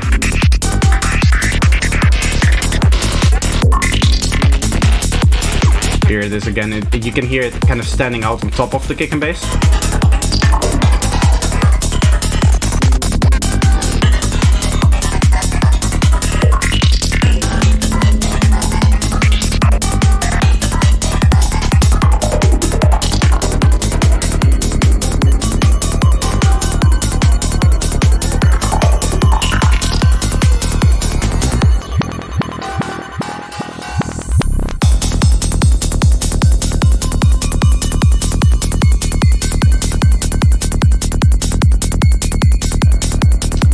In this case, normally I'm like, I wouldn't say very against, but I don't really like when people have like those very slow atmospheres in their high energy parts of the track.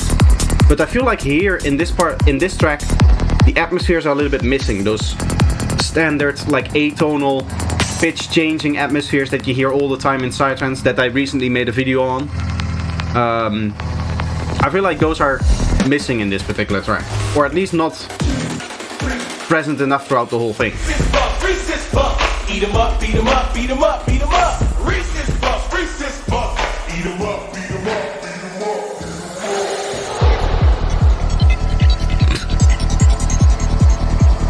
up. I do like how you use that. It sounded very cool.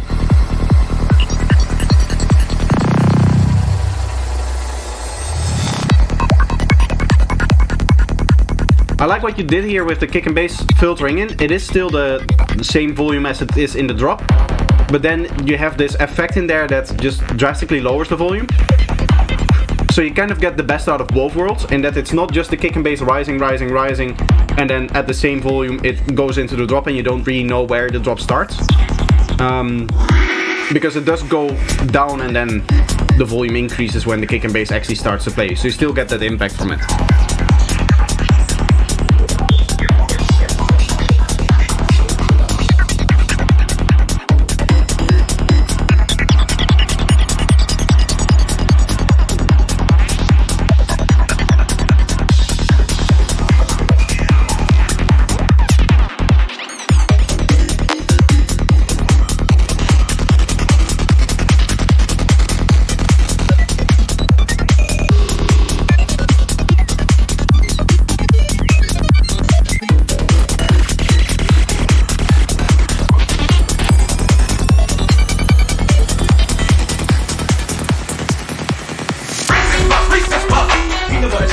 A little bit loud here, this version.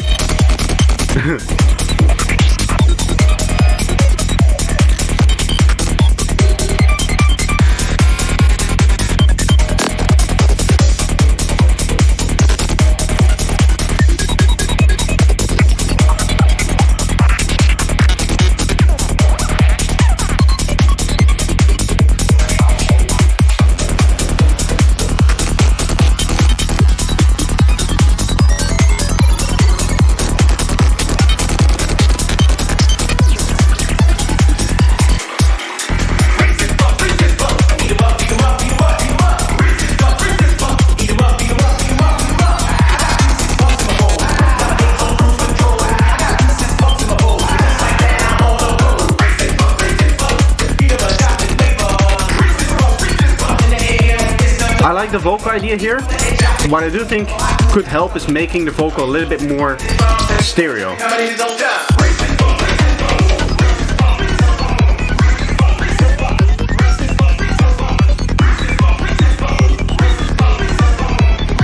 Just like a simple stereo widener with the stereo spread, something like this. We'll just make it wider. Even the wider plugin, which is free, would do the trick here. I usually advise against using wider because I don't like how it sounds on bass lines. Whereas the stereo spread just works on bass lines as well. So in general, I like to advise that one when it comes to stereo widening plugins. But overall, I think this will be fine in terms of copyright. Yeah. I do like the idea. In this case, the vocals, as I said, they were a little bit too narrow, so they start fighting with the kick and bass, especially when they're playing on top of it. In that one part, they were a little bit too loud. Your nemesis, the stereo field. Yes, exactly. Exactly. It's not something that you can, unfortunately, cannot hear that. For those that don't know, it's one ear that is completely deaf, right? If I remember correctly.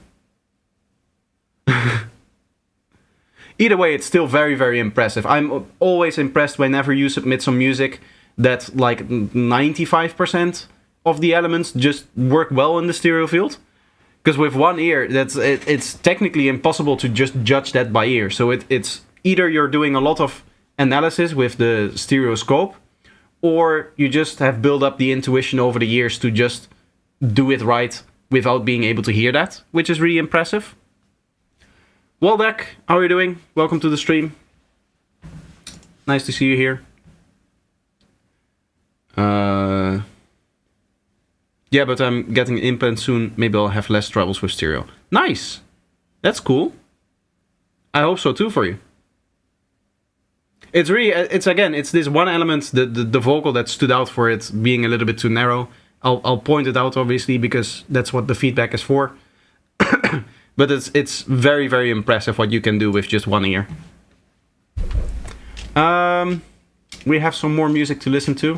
I have another message over here that I do quickly need to check. I can check that after the stream. Okay. Next up, we have Isolator. Hey, my new track, hope you will enjoy it. This is I Know by Isolator. Let's see.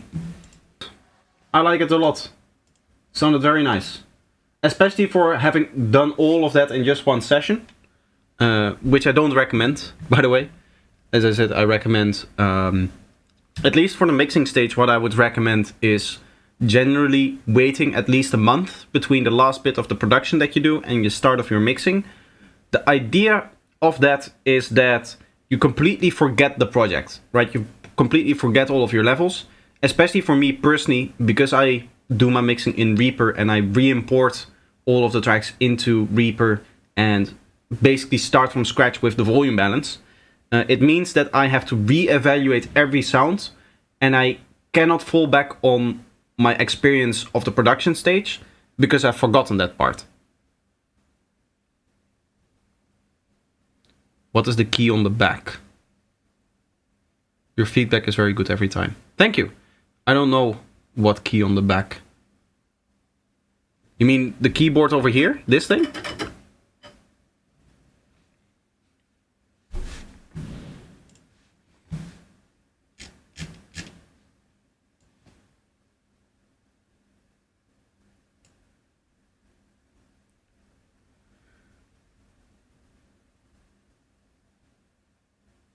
The keyboard.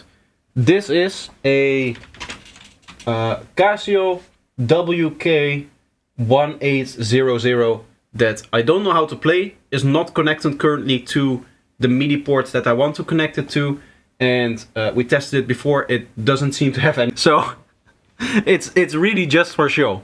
The reason why I have it here in this particular room is not so that I can play it or learn how to play it. It is so that when you guys open up my videos and you look at it, it looks a little bit more like a studio and I'm a little bit more trustworthy because I have this thing in the back.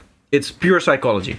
It has nothing to do with actually making music. I've never really used it to make music. Hello? Trusty Casio. Yes, exactly.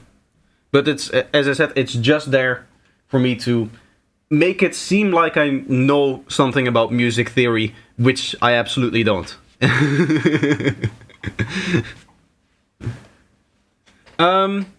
We have another track in the feedback over here, but I'm quickly going to run to my kitchen to get myself another bottle of iced tea because I'm out. And I wanted to film the other day the video where I showed how to make it, because I promised you guys on the stream that I would do that. But I started recording it. I made it for like halfway through the process of making it, and then the camera, like the battery of my camera died, because normally I don't use my camera on the battery. So the battery is just laying somewhere and it lost all of its charge. So I have to do it again. I have to wait again until I need to make more, and then I'll actually film myself making some of this stuff so that you guys can make it as well at home. And you'll know how to make it. I'll take this.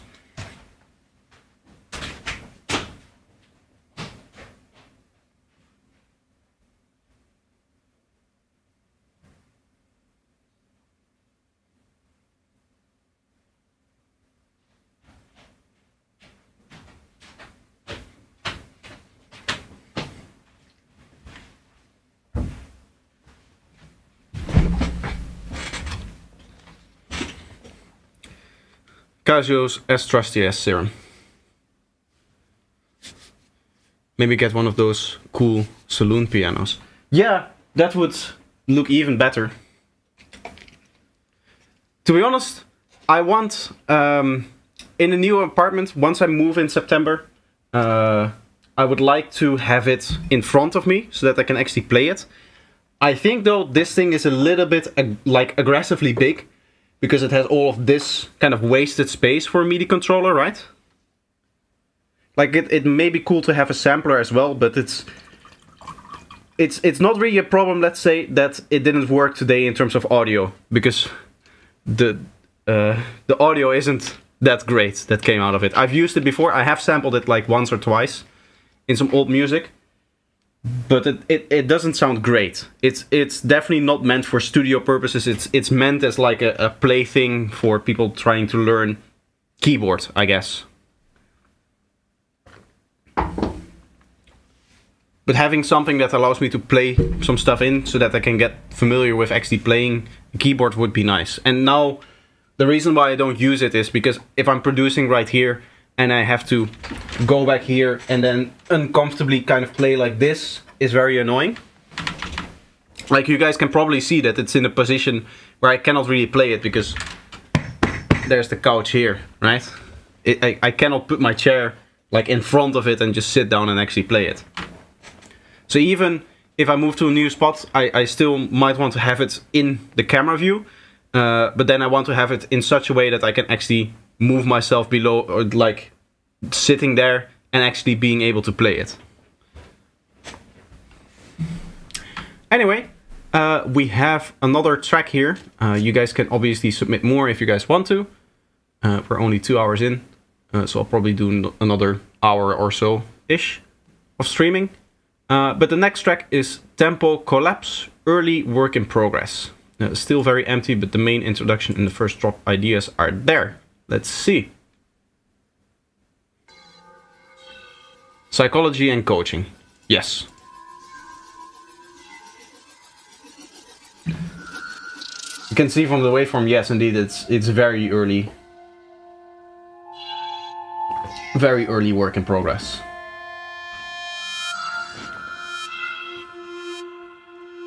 I like the atmosphere so far, though.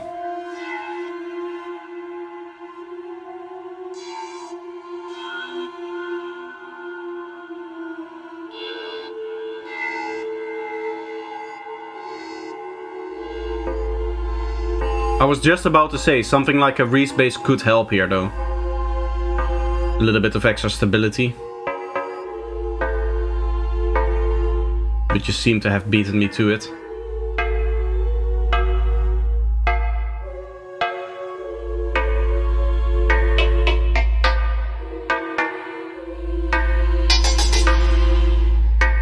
I'm not sure I like those higher plugs over there.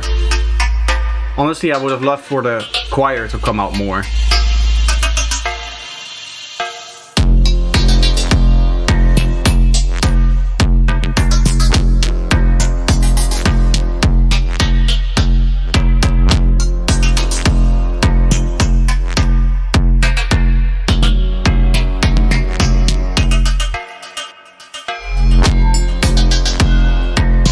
I like the vibe in here.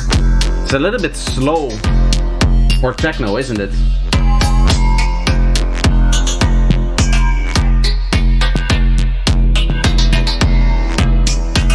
Because the kick feels fairly aggressive, and the way that I'm used to like techno is if you have a very aggressive kind of techno, it tends to be the case that the BPM is a little bit higher.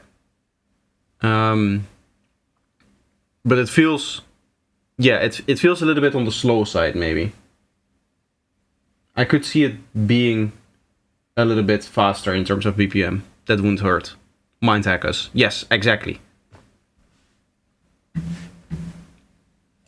Are there any new tracks? Not yet. Saturated kick. Yes. I mean, aggressive, distorted, it's all kind of the same. The meaning of it, at least.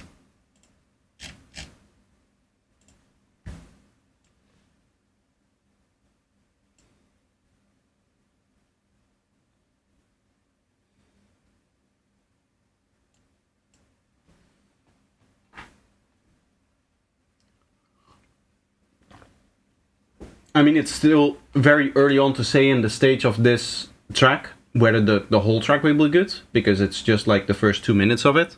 But overall, the ideas that you had in here, I really liked it. I would, as I said, I would have liked it to emphasize more that choir, because I felt like that choir sound was very, very cool sounding.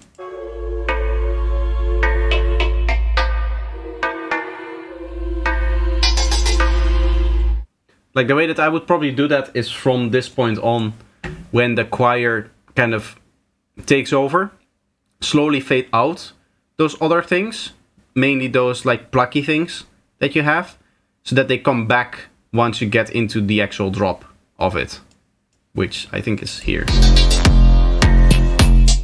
Yeah, and then the choir cuts out and then you have your percussions coming in. So that for a little bit of time, the choir is kind of on its own, maybe with that bass thing playing, and then it fades into going back into the percussions. Let me...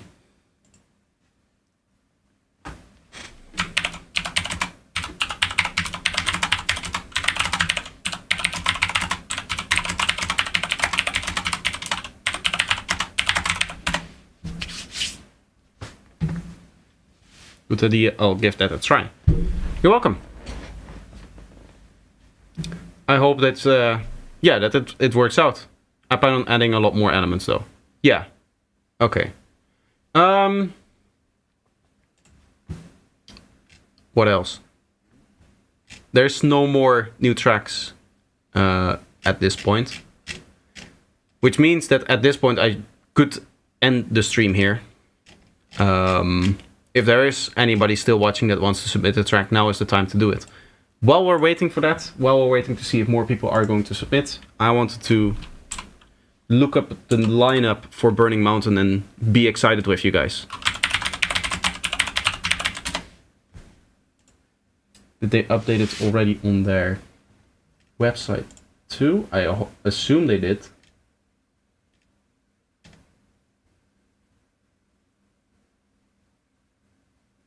No, they didn't. Right?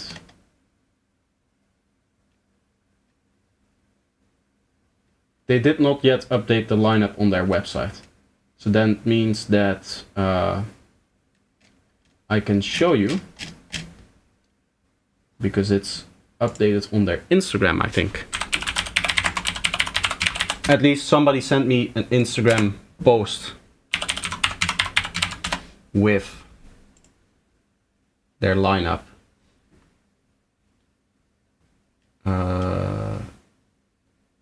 At least I'm assuming that that's what's here. Yes. Okay. So this was the old line, or the initial lineup that they made available, right? Avalon, Blastoise, Bliss, which I really like, Fabio, Flamma, some other more progressive kind of stuff, which I'm not really a fan of, the progressive stuff. Really, when I booked my ticket, I knew that I wanted to get back to this festival because I really enjoyed myself here last year. I also know a lot of people that are going here. So by the way, if you want to meet me at any time, this is the time to do it. You can just come up to me at the festival, and we can chat a bit if you guys are going. That being said, I was really excited only for Avalon and Bliss here, looking at this lineup. But now, the lineup, like the full lineup, was announced. And holy shit, is it better. Ultrism, that I'm very happy for. Burn-in Noise is there. What else was there that I saw? Kilowatts, I'm very excited for. Tristan is here. Outsiders is coming back, which I'm very excited for. Interactive Noise will be interesting. Rising Dust is very interesting. Technical Hitch is very interesting. Silent Sphere was really good last year. To be honest, I also enjoyed during the day having stuff like Ghost Rider in there. Ranji. Psynomnia. This is very interesting as well. This is going to be very late, but that would be very cool as well. This is high-tech stuff. Do I know anything else? Jilex is there. Jilex is a viewer of my stream, so that's very cool. How much is a ticket? A ticket nowadays, they are in the third phase, so they're a little bit expensive, I think. Yeah, they are expensive here. So this festival ticket, and then you get a tent as well. I mean, if you get early bird, it's nice. I think I got second phase or first phase. I don't remember, to be honest. I got my ticket around New Year's. But yeah, I guess everything is getting more expensive, so it means that festivals are also getting more expensive. It's annoying that it happens, but I mean, that's just what happens, right? What else? Headroom. Headroom is interesting as well. Do I know anybody else? Not really. We can go to the second floor. There's an old picture here. This was not last year. Last year it looked a lot better. I'll show you later the tent and everything from last year. Somebody said, the person that I talked to about the lineup said that Jump Street is very good. I don't know them. To be honest, I don't know anybody that's on this lineup here.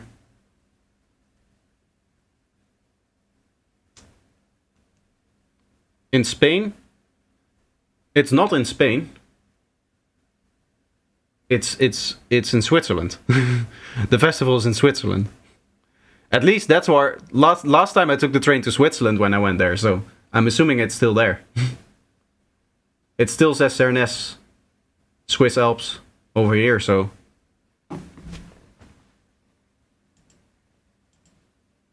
The Secret Temple. To be honest, I don't know any of these artists either. At least at first glance.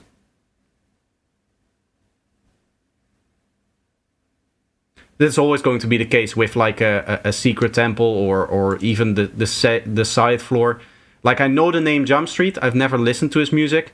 And all of the other names just don't ring a bell to me. I guess that's what you get if you're not playing the main stage on any sci festival. You're just not going to get big enough to actually be noticed by everyone or be known by everyone, I guess. I'm sure these people are very good musicians and very respected and stuff like that, but I just don't know them. This is also not last year in terms of the picture. This is 2 years ago. This is 2022, I think, looking at the stage here. This is the year before I went to it. Yeah, this should be 2022. 2023 edition looked like this. As you can see, very nice wooden stage, which looked very good. You can probably pause the video right there and actually see me moving around. But it was a very good festival. Very, very nice looking tent as well. It looks very nice. I say we have a festival 7 kilometers from my house. Oh, nice. Flagman Antiqua 2. I've listened to one Antiqua track, or a remix of it. The one that I have in my playlist is... it's gonna be quite a ways down, I think. Somewhere over here. Lonely Forest here, this one. I like this track, but this is a remix of his track. Kopfgeister remix. It's a really, really good one. He does like offbeat stuff, I think. Even the original artist does like offbeat Psy. Right? Like progressive offbeat is, I guess, the real genre.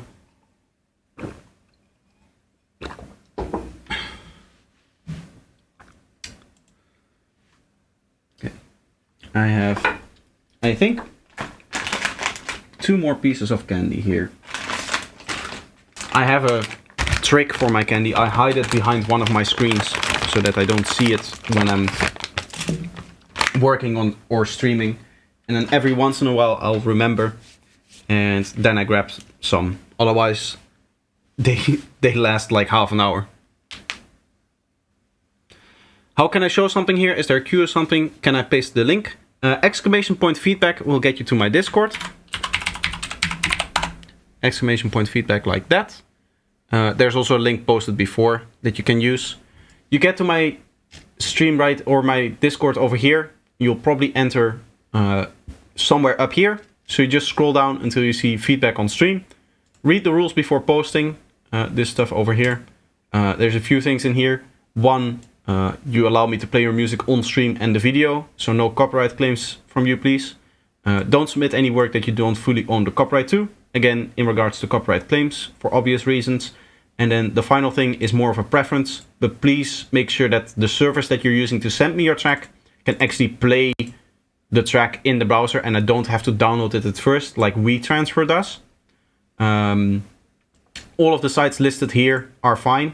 The SoundCloud, Google Drive, OneDrive, Dropbox. I could also put Dropbox in there. Dropbox also allows you to play it and then... or play it from the browser, I should say. The bot is really not having a good time today. It's just not waking up today. Is there... I cannot imagine that there is, but some kind of very long pause on the command.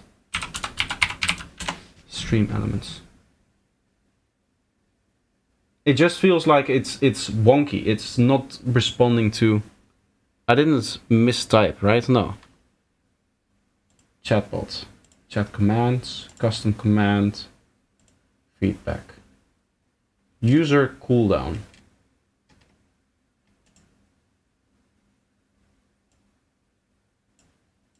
Global cooldown 0. User cooldown 0. Both online and offline.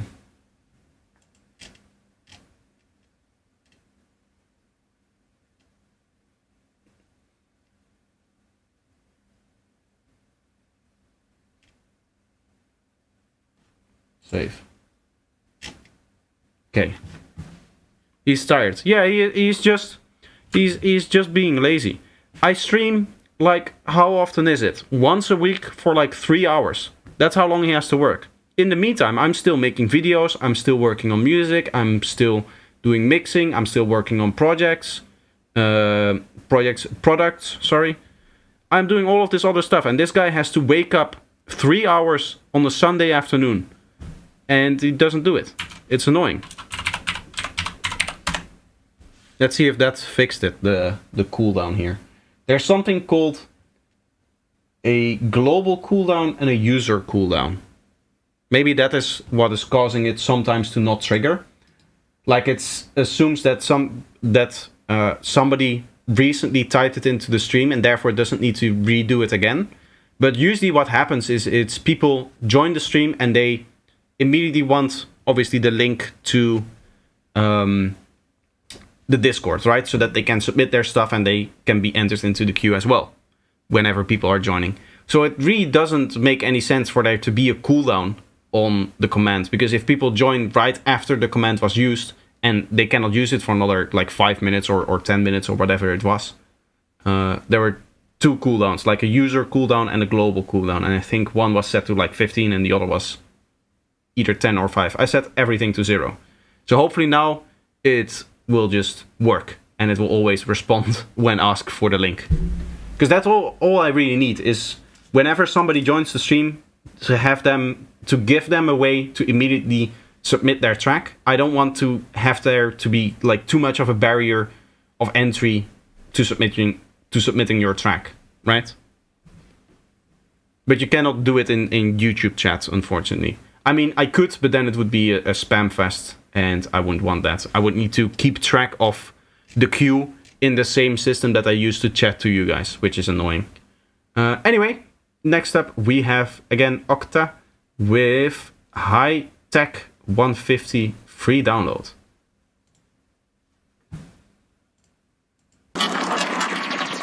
I'm assuming that this is not going to be high-tech psytrance.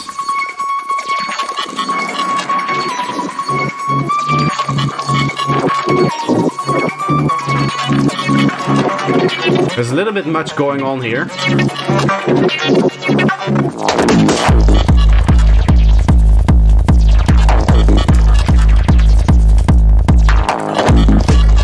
I like this. Projector is a busy man. I am indeed, yes. And I expect the bots that work for me to also be busy whenever I want them to be.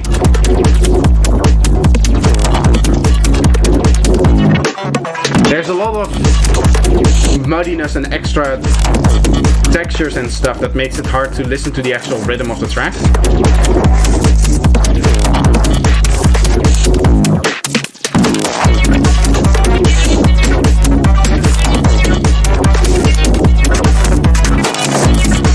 I don't know what the sound design philosophy is behind this particular track, but it feels a bit too messy in my opinion.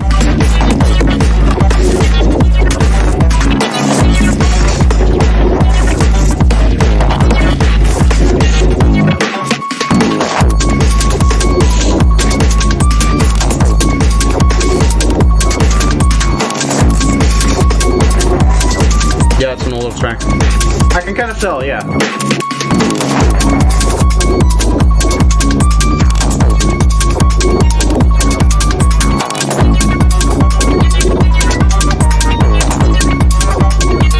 Kick is lacking a little bit in terms of its higher transient impact. You know, just the click that makes it punch through the mix.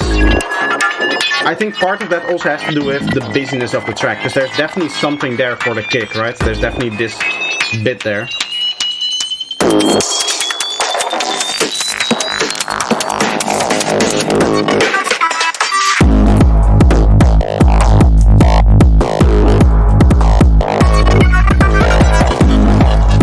I like the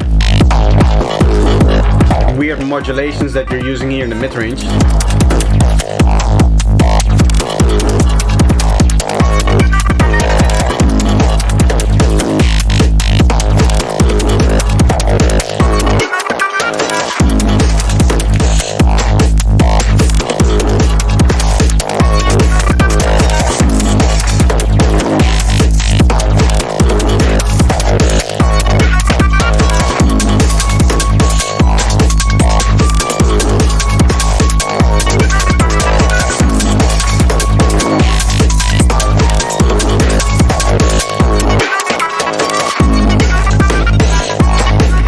Clean low end. Yeah, overall there's a lot of fighting, a lot of muddiness happening. Not just in terms of is going to help a lot with that kind of thing. Because I talk about that for like half an hour. This concept of global rhythm.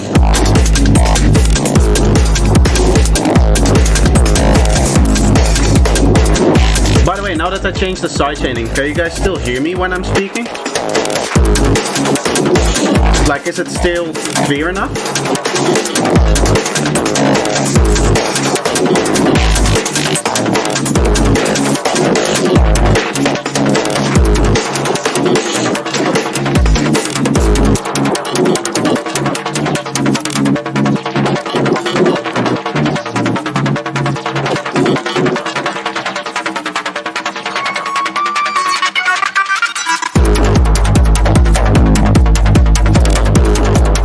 Now you have a nice little ARP here. If this ARP was playing on its own without the crunchy stuff on top, it would be nice.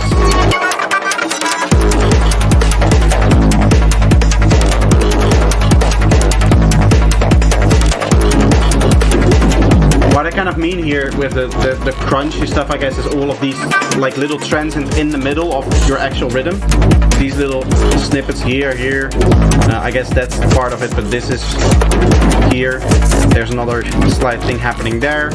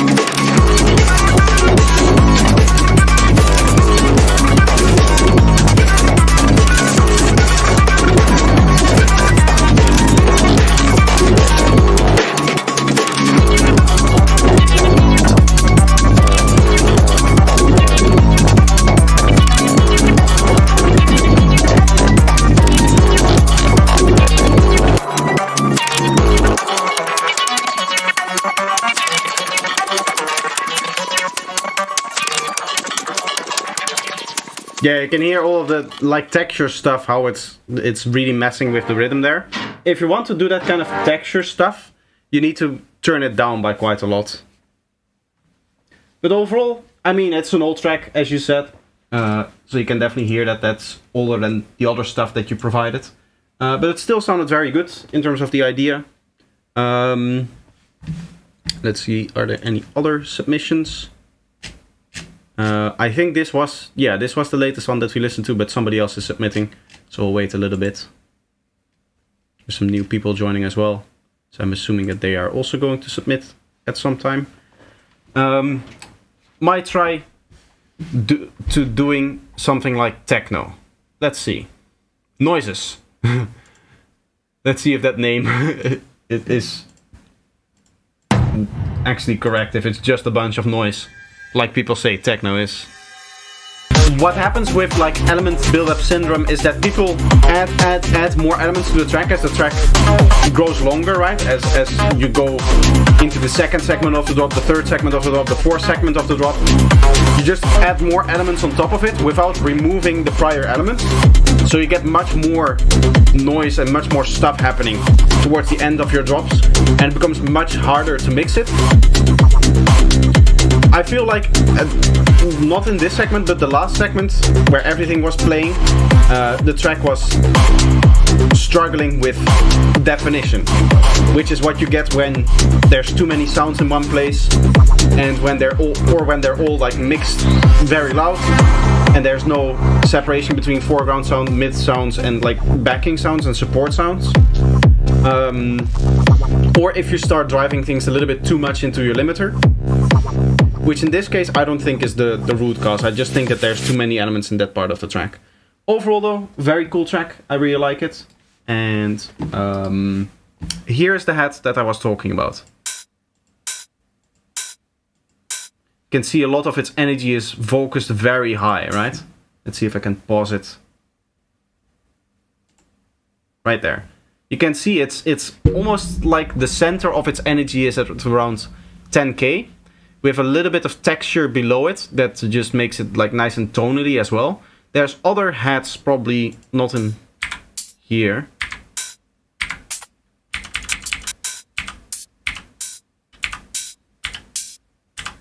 Yeah, these all have the same kind of textures, but if the head that you had sounded darker. It's almost like you take this sound,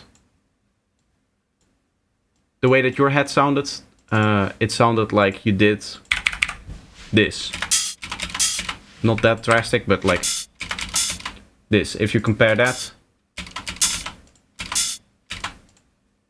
it's like a little bit lower. Right, it kind of sits around 8K-ish, whereas we saw before the other one set around 10K. I mean, you can see the difference if I just play it like this, I guess.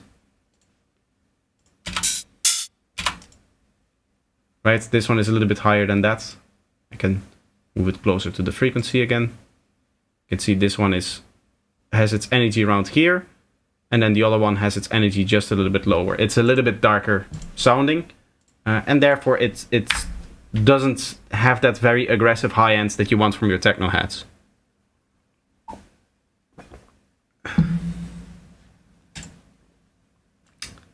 Okay, there should probably be more submissions. Yeah. Kasi here. Before I met you and your tutorials, I was doing it this style. I'm looking at the mix right now, but in general terms, the track is like this. Okay. Anger Face Demo. Let's see.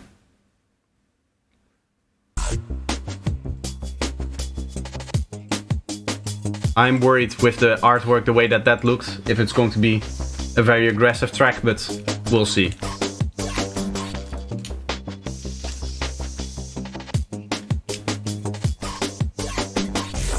Spency, welcome.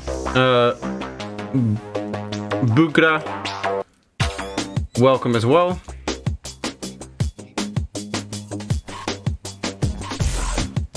I like what we have so far.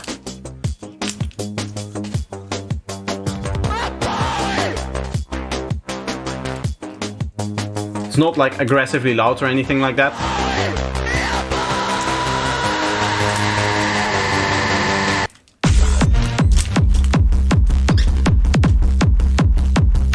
I like it. The only thing that is happening is that your kick rumble, your kick thing towards the end here is bleeding into your transient.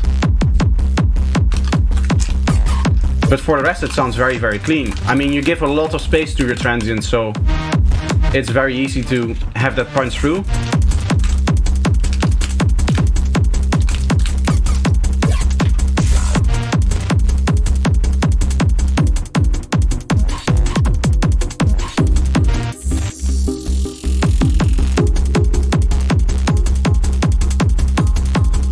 I like the vibe here with the vocal stuff.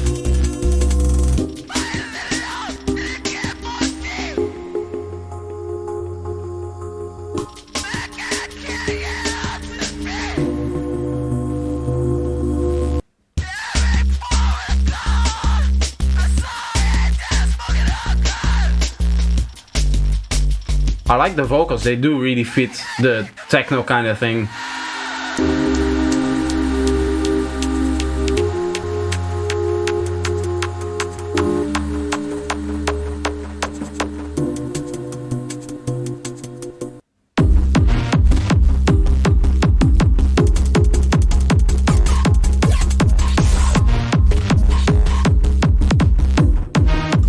Sounds a bit more dubstep-y than like a normal techno with some of the synths and sounds that you have in here. I don't want to say that this is like techno and upset some people in the hard tech community or whatever other genre this might be. So that's why I sometimes say stuff like, oh, this is very techno-ish, and not just call it techno. Because then I sound like a boomer who doesn't know his music genres. Which, in reality, I don't, because I only do psytrance. But still, I don't want to have you guys think that. Very cool track, I like it a lot. It's on that edge of experimentality where I like to listen to a lot. It's not so far gone that it's completely crazy and unlistenable, but it's far enough away from the norm that it's interesting to listen to and it has its own unique vibe. So very cool. I would also like to see a tutorial on progressive trance in the sphere style. Very interesting style. I don't do tutorials on individual artists anymore. Maybe you guys know from before my break, which I mentioned before. If I go to my content and just sort by date, I can probably find some stuff. Let me see. What would be like a good example? I guess in the beginning I didn't really do that either. Here you can see some old videos. I once took the time to make all of the thumbnails, remake all of the thumbnails, and looking at them now, all of the thumbnails suck. Like, they're very, very bad. This kind of stuff, making Vicivini basslines in Ableton Live 10. I don't do this anymore because it's just used to copy somebody else's art, and I don't want to do that. I don't want to be the person that allows you to copy somebody else's music. And I actually have a video on, I guess, stopping doing that. Because there's a lot. There's probably, if I go a little bit later, from the time that I lived at home again, I remember that I did quite a lot of sound design requests and stuff like that. Which is just me sitting down, making one sound, and then calling that a tutorial. Yeah, here, Deep Jungle Walk. I do really like this video, the Asterix Deep Jungle Walk lead sound, because it got copyright claimed on my version of the lead, by the way. But here, stuff like that, how to make bass lines like Captain Hook, right? This is just me imitating how Captain Hook does his bass lines. How to make music like Captain Hook, how you can make an entire song like Captain Hook, how to make sliding basses like Deckel, Technoid, all of that stuff, how to structure your progressive sidetrance bassline like Chillax, all of that stuff. It essentially allows you to do one thing, and that is copy the artist that I put in the title. And for me, what it does is it gives me a little bit of extra views because I'm leeching off the popularity of the other artist and people want to copy them. What I found is that I no longer need to do that. I no longer need that amount of like view boosting that you get from that, right? Putting famous artist in the title equals more views. I don't need that anymore, so I feel comfortable not doing that. And personally, I don't want to be, as I said, responsible for somebody else copying the piece of work that the other artist made, or copying a style of an artist, like you said. What I have done lately is I've done it once more, which was really a combination of two artists together. So in that case, you could argue like it's more of a style of psytrance. But I did it with Cambium and Hyde, which both are relatively unknown artists, but both are artists which I really enjoy listening to personally. So that's why I wanted to make that one. And it is fully explaining kind of like the style of psytrance and not really explaining how to do a particular sound, because that is the biggest problem that I have, in my opinion, with that kind of content, is that I would go into a track, I would listen to a bass line, and I would completely recreate that bass line exact same way. No creativity whatsoever, right? It's just me sitting down, analyzing a waveform for 5 minutes, making that in Serum, and then recording a video and then throwing it out there. I used to post a video every day, I believe. If I remember correctly, I posted a video every day. I mean, I can just check again, right? With the dates on there. Either every day or every other day. But I didn't do any work creating the videos. Like, making the video took no time whatsoever. It took me like an hour to make a video. But yeah, you can see like every other day here, there's multiple things, but that's like other stuff. But basically every day or every other day I would post a video. I started posting videos, as you can see, in the end of January. So my first tutorial is, this was like an old walkthrough, you don't have to worry about that. But the first real tutorial, once I started actually making tutorials, 31st of January 2020. This is when COVID hit, so we also got a lot of time. And this is when I started making tutorials. By which date? Let's see. Over here somewhere. Let's see if I can find it. Probably the next page. Here. By June 29th, I had made 100 tutorials. This was my 100th tutorial video. This is still a very good video, by the way. This is 100 useful music production tips and tricks. It's almost 2 hours long. It's the first big video, big guide that I ever made. And this video is ultimately what inspired me to make the first ultimate baseline guide, because I knew that this video, the first 100 tips video, did so well, because it got like 5,000 views. And even that video, I made that 100 tips video, all of it in a day. Like in the morning I woke up, I scripted the thing, I made like 7, 8 projects, I think, maybe even more, like 10 projects in Ableton that I needed for the preparation of that video. Then around midday I started the recording process, which lasted up until like 5 o'clock. And then all the way until midnight I edited everything down and then I posted. Because I wanted to make this video, but I didn't want it to impact my schedule.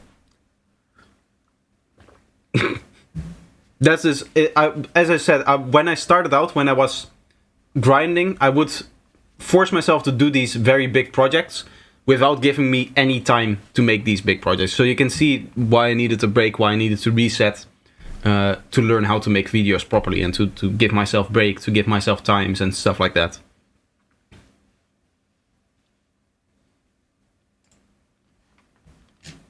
We have some more stuff here. How long have I been streaming? I've been streaming almost 3 hours, which means I'm going to do another quick break. Nice nickname, by the way. It's my real name. Oh, I love that interaction. Tova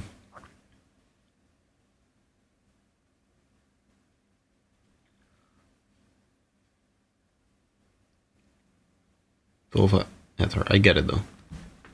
I don't, but that's that's okay. I'm gonna take a break. I will put on some music. Let's see.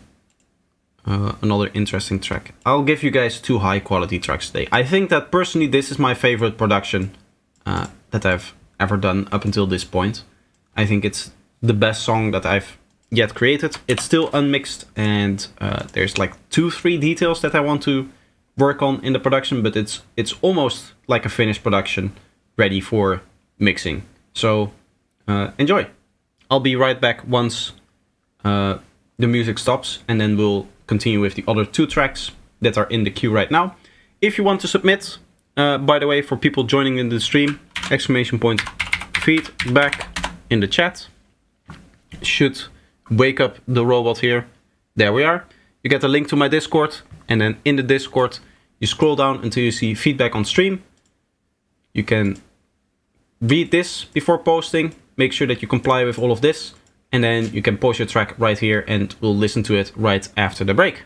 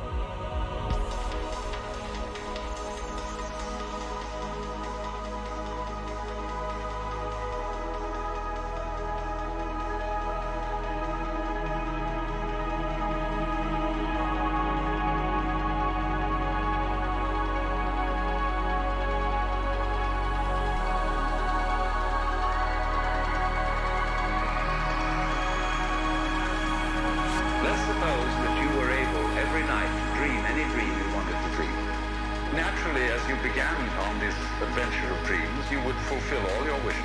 Every kind of pleasure you could conceive.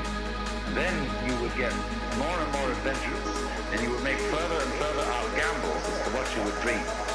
So in this idea then, everybody is fundamentally the ultimate reality.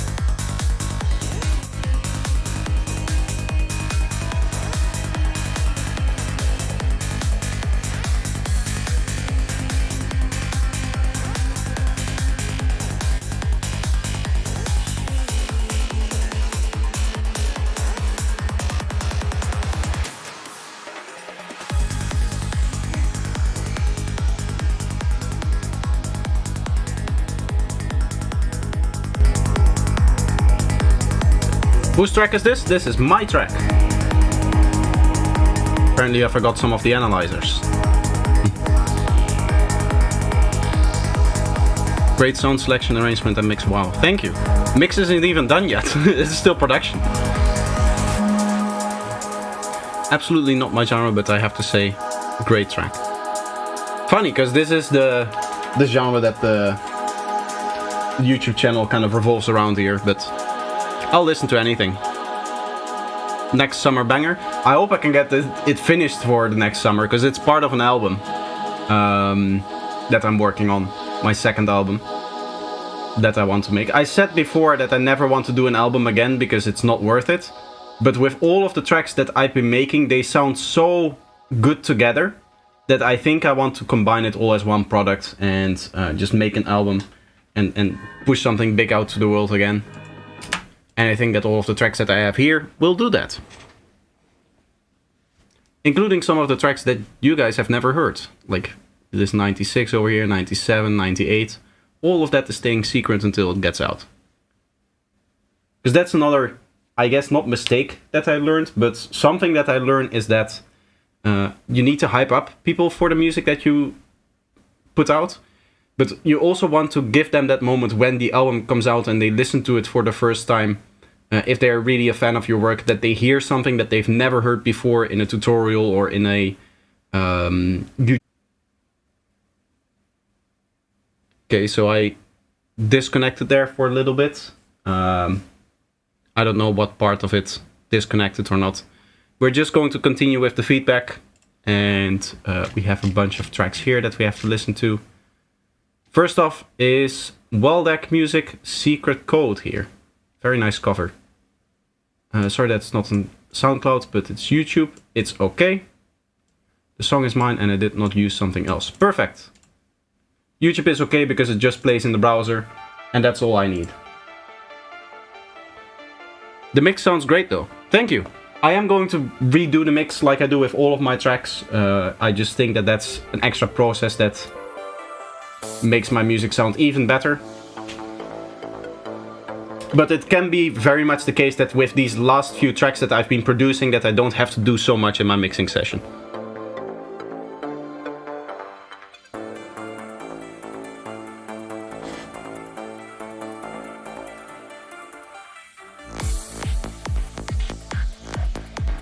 It's a bit quiet, sorry.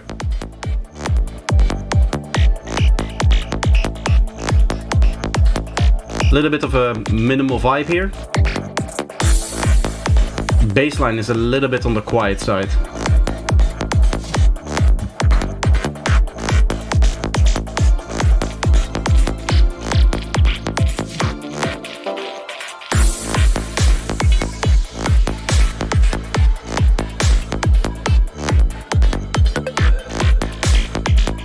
Strange arrangements on the snare here.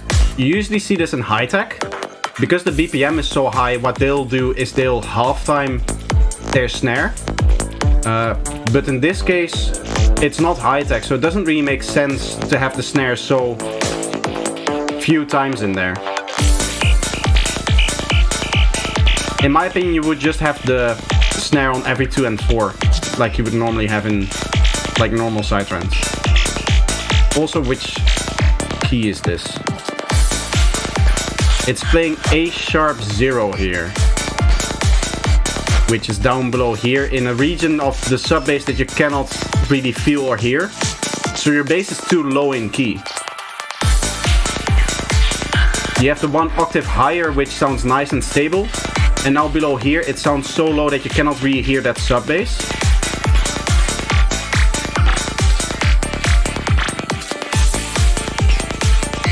Overall, the track is a little bit on the muddy side, on the washed side.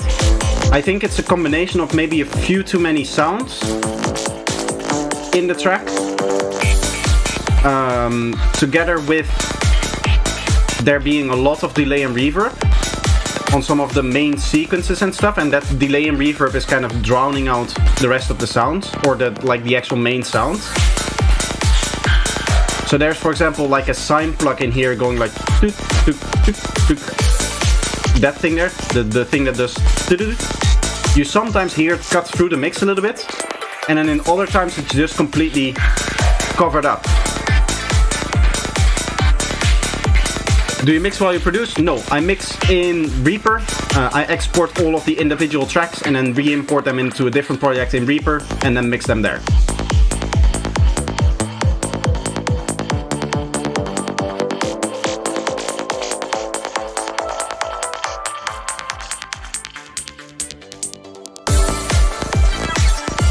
Could be nice to have a little bit of a fade into that part so that you,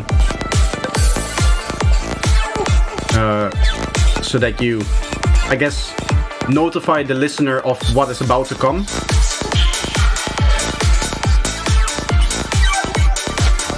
Here also, I think there's a little bit too much going on in terms of the amount of different ideas that you have in the track.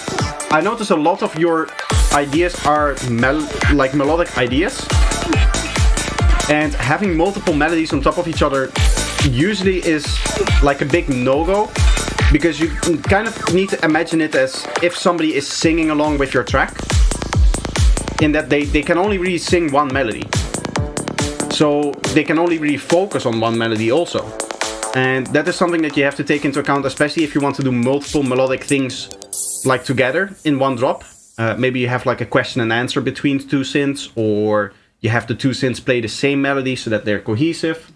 I'm missing that a little bit, and that together with the overall muddiness and the washed outness of, as I said before, where the delay and reverb is a little bit too much on most of the elements, it makes the track sound very busy, and the elements in the track are mix-wise like very undefined, if you know what I mean. It's an annoying thing to have to explain because it's, as I said before, with the mixing is something that I cannot make a YouTube tutorial and explain to you how to listen when mixing, right?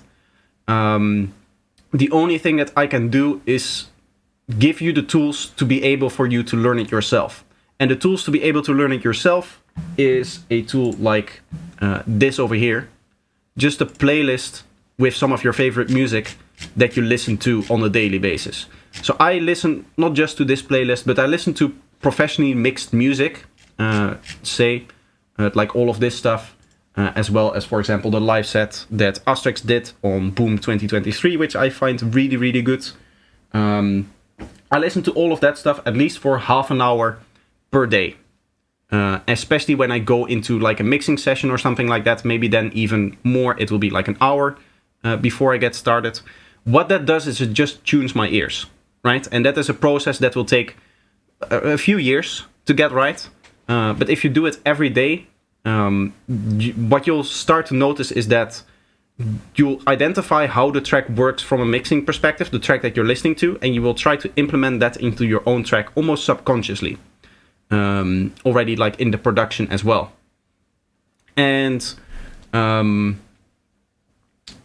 these kind of things, the washed out version, the washed out thing of the reverb and the delay will start to really stand out to you as it being an issue. And the way that I can attest to that myself is that I've noticed myself over the last year or so spending a lot more time focusing on what the delay and the reverb should be. Because what I used to do is I think I used to work the same way like you did, right? You're producing, you're making a sound, you're like, okay, yada, yada, yada. Let me just sound design a little bit. I'll go like some random tone, whatever. Right, say that this is the sound. What I would do is I would just say, okay, let's add our delay. Let's give it a lot of feedback because I want a long delay. And then let's add a reverb.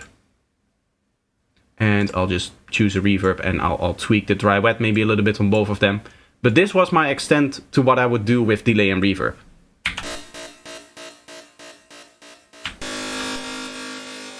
You can imagine if I play a sound like this and I hold down the note for so long, right, like I just did, that this is, it's washed and it's muddy and it's not really well defined. What you could do in this case with a delay like this is you lower the delay a little bit in the high frequency that it uses. Also, I would always suggest using something like ping pong, or if you don't want it to have a ping pong effect, I recommend highly to use Echo Boy, because Echo Boy has the white feature over here. We can listen to the difference between the normal stereo and the white version here. Among other things, it's going to have a completely different tone, this delay as well. But you can hear that this delay sits in the middle. So it's going to occupy the same space as the main sound itself. So if you have a sequence like, you can hear how the delay is fighting with the original sound that you actually want to have cut through the mix a little bit. Whereas if you have the Echo Boy, notice how the delay is kind of sitting over here to the sides. So what will happen is that mono sound will always cut through because it doesn't actually clash with the white sound of the delay. So these little things, this is the kind of thing that you'll notice when you're listening for mixing and when you're training your ears. And that's, in my opinion, not something that you can pick up from either tutorials or I suppose even my masterclass, I would say. Because in my masterclass, I explain the whole mixing process. But again, I cannot really explain to you how to listen, right? So that's, in my opinion, that is the main issue with, I guess, your track. Is not so much the track itself, but the mixing. It shows that you've not really been training your ears for the mixing process.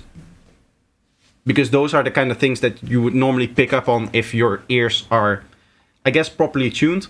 There's a lot that goes into it. Maybe you are mixing on not great speakers. Maybe you're mixing on headphones that don't sound so great. Maybe your room is masking for some reason this particular issue. Maybe you're just starting out and you just did not have yet the time to actually learn all of the mixing related things. All of that is okay. In that case, you'll get to it. Even with with subpar gear, I hold the position that you can make amazing sounding mixes with very bad material. For reference, the mix that I just played, this one over here that you guys all liked, was still mixed on my old speakers, which weren't studio monitors. They were just like normal Logitech speakers.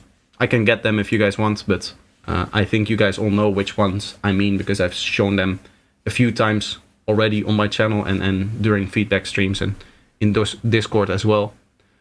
But even that mix, as you guys pointed out, you guys like the mix, but that's just a result of me listening to a lot of music on those speakers and not really like having a proper listening environment, because with those speakers you'll never get a proper listening environment. Now that I have the monitors, I can obviously hear some issues in there, and I've also just gotten better because I continue to listen to music.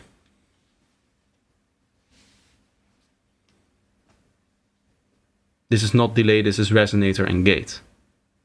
I did hear some delay, reverb, washing, whatever it is. I don't know what the process is that you're using, but there's something that is washing out your mix and making it so that the sounds that are usually coming through the mix are like being masked by other sounds and a lot of effects.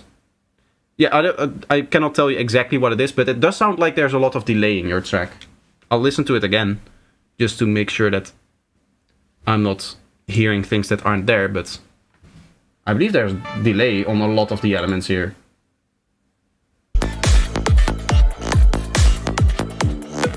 I definitely hear some reverb now.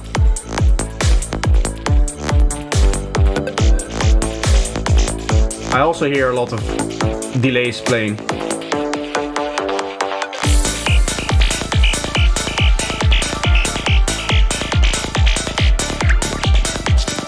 Yeah, this FM synth over here definitely has a delay on it. That is moving around as well. So that is definitely causing at least some of those problems. But also, as I said, the fact that there's a few too many elements at every part of the track. Anyway, still a very good track. I don't know, again, what your skill level is. I feel like you're a beginning producer, like you have been producing maybe for a year, two, something like that. I don't know, it's really hard to judge because everybody learns at their own like speed. But yeah, to be honest, I don't know what else to say here. I think I've said everything that I want to say. Hey there, still feeling kind of lost from around 5:30. Maybe because I'm listening for too long to this track and it's getting tired about it. That could be the case. We'll have a listen to it for you. Guess who still not finished yet? I guess this track.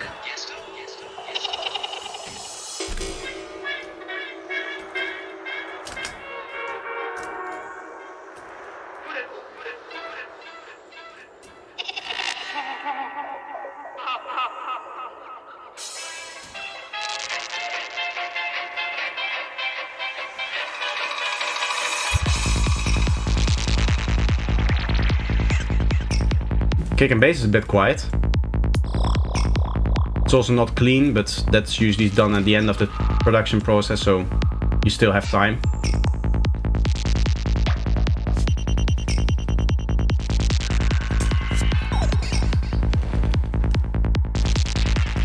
Overall in the production, what I would do for this production, first of all, is turn up the kick and bass by like 3 dB. Because you can see a lot of the synths kind of have an impact on the waveform, in that when the synth play, the waveform just gets bigger. Generally speaking, you don't want this effect this big as you have it here, right? With, for example, that sound over there, it almost doubles in size, meaning that the synth sound is starting to overpower the kick and bass. You can hear it here as well once the risers come in and all of the elements kind of build up on top of each other, that the kick and bass kind of takes a back seat in the mix, which is not what you want. You want the kick and bass obviously to always be present and powerful.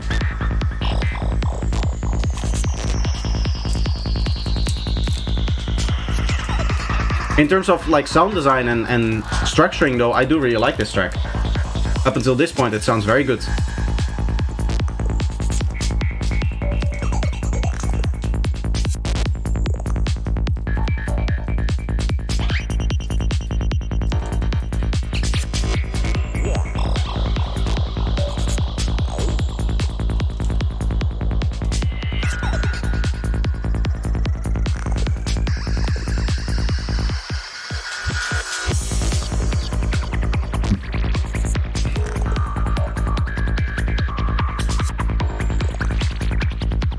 Do you analyze the mix or the production?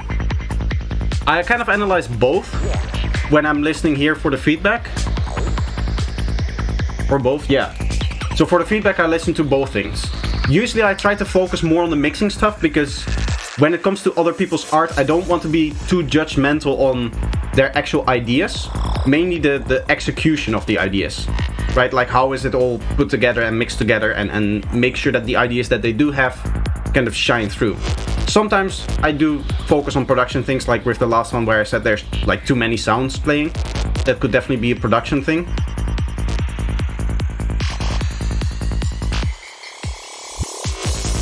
I don't know English very well and didn't understand much of it, but I'll decode it. Sure, the stream is always available for you to watch back at a later date as well. And if you have any questions, don't hesitate to ask. I'm always on Discord, so you can basically always contact me there.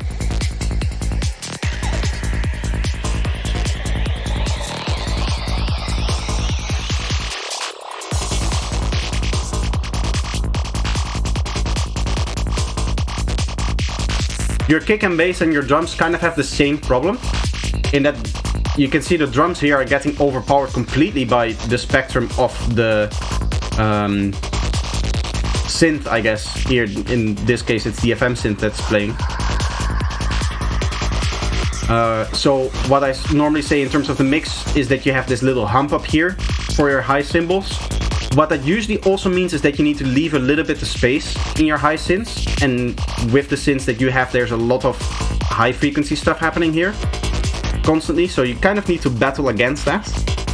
The second thing is that I just believe that the percussions are too quiet. Clap, open hat, I don't even think there's an open hat in this part, at least I don't hear it. And then the closed hats also are very, very quiet in this mix. Or in this current track. I don't know if this is a mix or still production.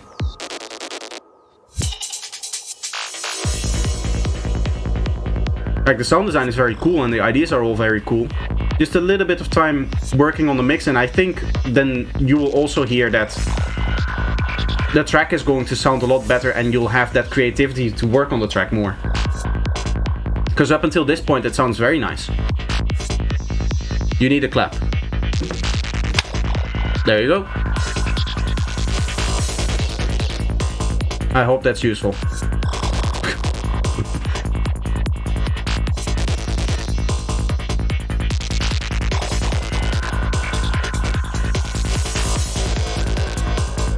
Now I can hear an open hat, but it's again very quiet.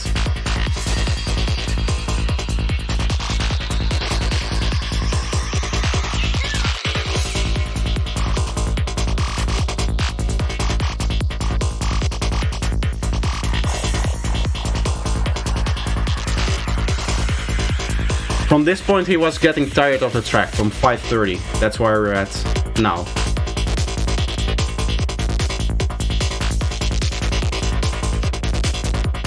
I like the mix-up of the rhythm here.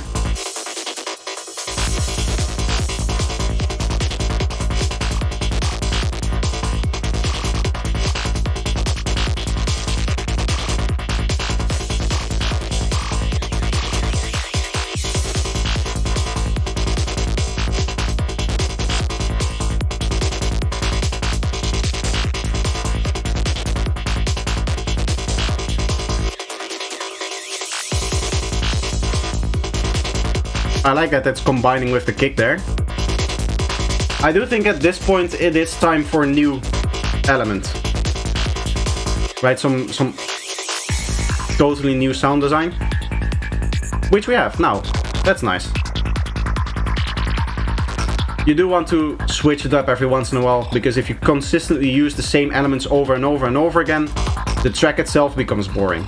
Like over here, for example, this part, I would just not have that play in this part over here. I wouldn't want to remind the listener about the last part that they just heard and potentially have them think that it's going to be the same sound over and over again. Like what I would probably try to do is maybe put some atonal atmospheres in here, some very like slow rising and lowering atmospheres. If you need a tutorial for that, I just recently posted one. I'll just quickly find that for you.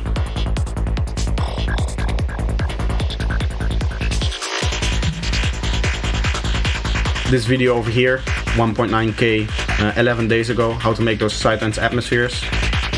If you use some of that stuff, I think that could make this part of the track stand out. Again, here you're going back into that FM synth that we heard before. And we're again back into the same sequence as well. I think the reason why you're struggling with this track is you're trying to make the same sounds work in basically the whole track, which I would personally not do. I would personally choose to here have that gritty sequence removed and then focus on completely different sound design. It takes longer to write a track like that, but your track one stays more interesting for the listener, and personally I also find that it's more interesting as a producer to just work on the track where you are constantly forced to use new sounds over and over again.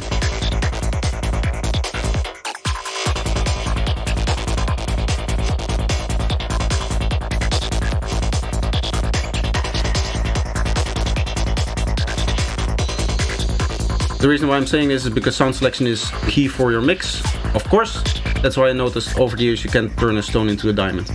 You can, nowadays, I feel like with all of the tools that we have now for mixing, it gets easier and easier to fit in a rough sound into a mix. But I do still agree that if the musical idea doesn't work, then it's not really worth mixing, right? But in terms of taking a sound that you're like, nah, does this fit in the track, does it not? With some of the tools that we have now, stuff like the Soothe 2 with resonance suppression, or what I use, the what's it called? Spectrum, be able to be mixed into a track. It makes it a lot easier. But I do still agree that, as you are saying, like sound selection and just in general, the musical idea needs to be there first before you can mix something. Right? Because otherwise, if the music itself isn't good, then polishing it up with a little bit of EQ and rebalancing some of the volumes is not going to change that. Anyway, we have some more music to listen to. Shroom Kaboom here, also known as Quantum Hopper. This is my second not mixed or mastered release. Okay. Hyper Focus. There we are.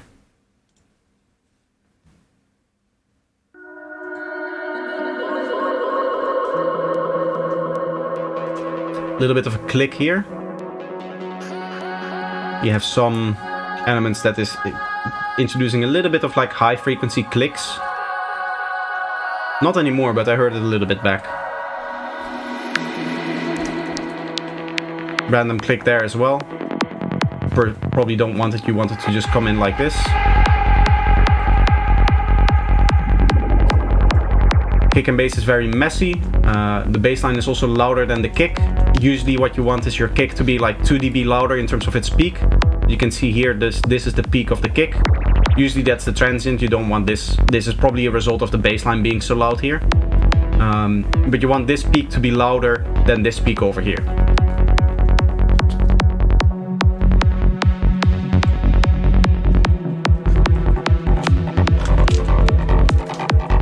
A little bit of a strange spot to change up the rhythm of the kick and bass.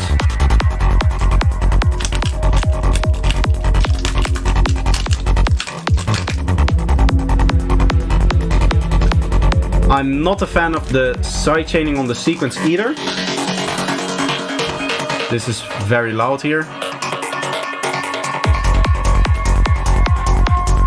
If I were you, I would definitely consider actually remixing and mastering the track properly. Because right now it's a little bit messy. Mix-wise. Like here you can hear the synth is overpowering the kick and bass completely.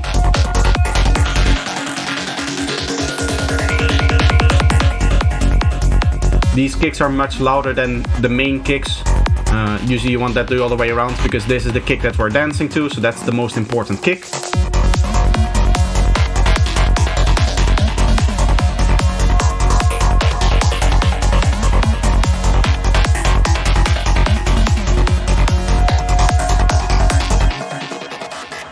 I do like your sound selection here though.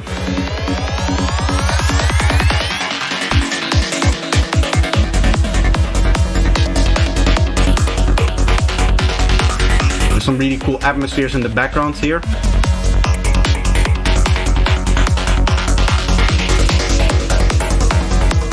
Here you're also starting to get the same problem that the last track had, in that you're kind of continuously using the same elements again.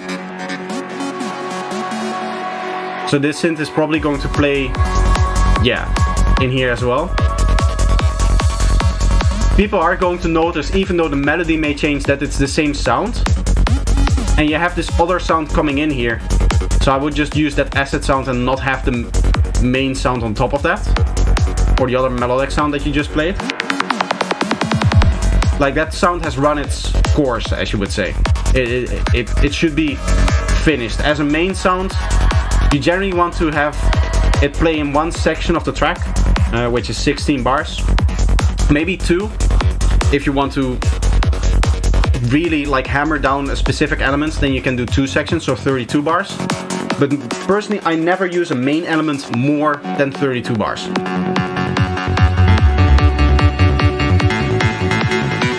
Again, some issues with the bassline being louder than it needs to be here. Here again we have synths kind of covering up the kick and bass.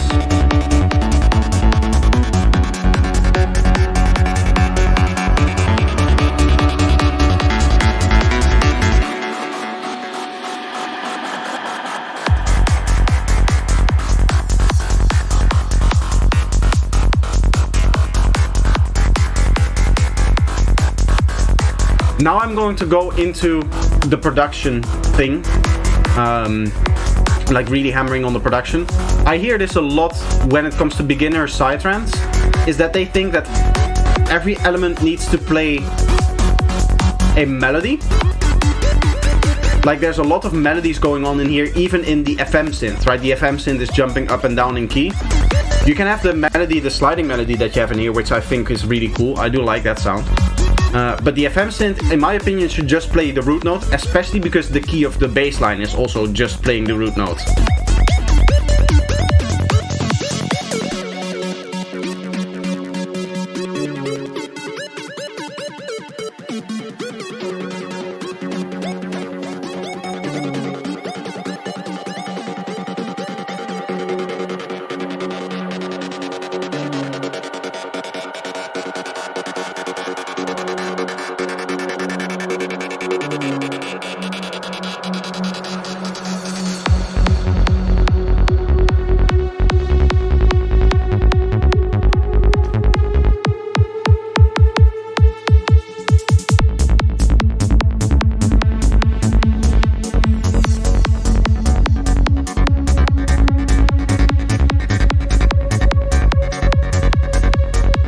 I like this pad here.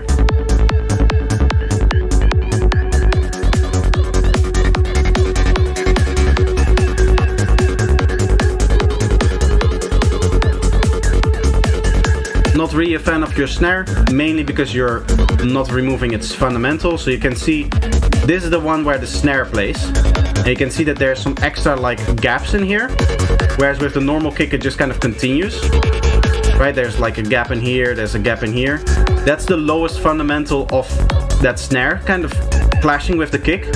Usually at around 1K you can high pass your snare, and you can only have the noise component of the snare actually in there.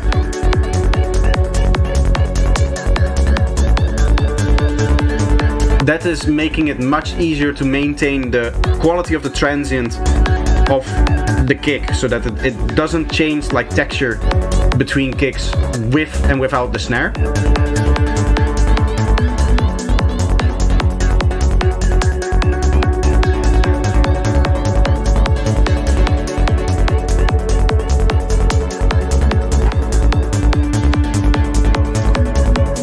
Starting to get a little bit tired here.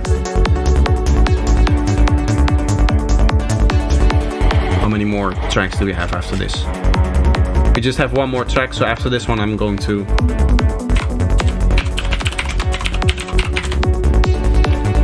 close the queue. How can I send you part of the track? You can find on SoundCloud. I'll let you send one more track and then I'll close the queue. Exclamation point feedback will get you in my Discord. And then here, feedback on stream, you can type right here your link. Of course, make sure to read this before posting. And then you're able to post over here. For a second track, it sounds really good. For a second track, of course, I have to keep that into account. People like me who have been making sidetracks, I mean, I've been producing for a decade and I've been making sidetracks for 4 years. It is very easy to think for me that everything about sidetracks is just like very simple, structure-wise and sound design-wise and sound selection and mixing and all of that stuff, all of the different processes that you need to have in order to make music. For somebody like me, it can be a little bit too easy to maybe expect that people know those. That still show that you're like beginning and learning and trying to find exactly how the track needs to sound. Again, for those that are just beginning out, what I recommend more than anything else is just to have a playlist with tracks that you like. You can even just use my playlist. I think it's also on the Discord somewhere, if I'm not mistaken. Right? Like here on landing page, probably. Yeah, I often get questions which music I listen to. I usually listen to music offline using WAV files, but I've decided to make a playlist on Spotify with my favorite stuff in it.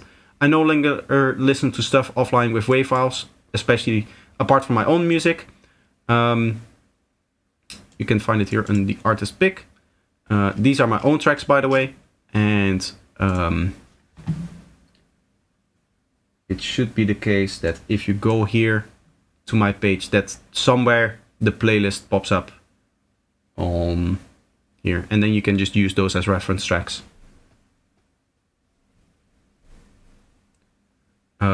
If I go to my own, can I see that? If I go to my own page, artist playlist over here. If you go to artist playlist, then psychedelic favorites is all of my favorite psychedelic trance songs, as you can see here. And that's the playlist that I showed before. Whole bunch of music that I actually listen to on a daily basis to tune my ear in the morning before I get into production, before I get into anything. You're gonna do this often, live feedback. I don't produce sidetracks, and to be honest, I don't like it, but I learn so much by checking your content for my own productions. Do you analyze other genres? I analyze anything. I often joke around that you could fart into a microphone and I would listen to it and give you feedback on your farting capabilities. But that is pretty much true in that I listen to any form of music that people send me. To be honest, for me, this is just my Sunday afternoon. I get to spend a few hours with people that are nice to me, and I get to listen to music that I would otherwise never listen to. So I do this every Sunday, unless there's something coming up. Like, for example, it will be Easter soon, and with Easter I'll be home for a week, so I won't obviously be in my studio, so I cannot do it. But if there's nothing coming up for me, then I will be doing feedback streams, and you guys can send me anything that you want, and I'll just sit here and listen. Okay, so we should have another person submitting hopefully soon, right? If they get into the feedback here. You're Dutch, right? Yes, I am Dutch. Although I'm slowly becoming more and more Italian the longer I live here. I mean, it has been over 10 years, so I assume that I would be, at some point, becoming Italian. Like, can you not tell? Anyway, sorry. I'll restart the track. This is Euphoria by Digital Nerve. Sorry. There was one more person that wanted to submit their track. But I don't see them yet in the Discord. I'll keep it open once we finish this track and there's no other submission from that other guy. I'll probably end the stream, and otherwise I'll listen to his thing as well. I'll restart this. Euphoria by Digital Nerve. Alles lekker, maat? Jazeker.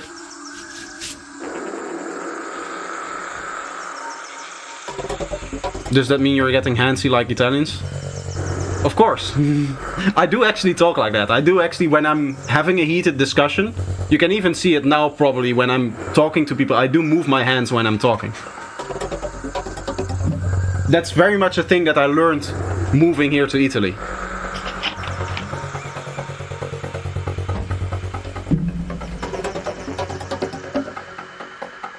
I like the tribal vibe that we've going on here.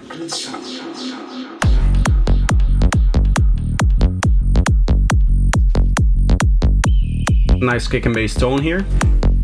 You do have some bass notes strangely clashing. I would probably cut off this bass thing playing here and then just have this one playing on its own. Because now that peaks very high and it's going to cause you issues when you're going to limit this when mastering.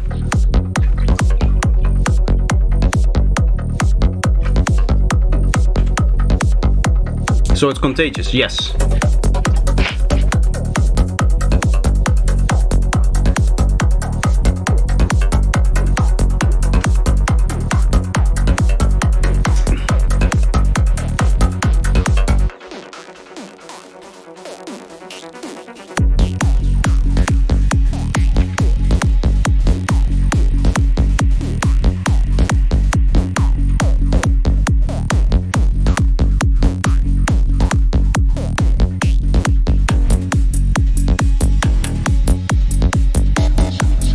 A little bit empty here.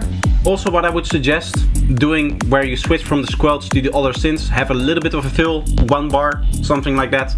Just something to let the listener know, like, hey, something is about to happen.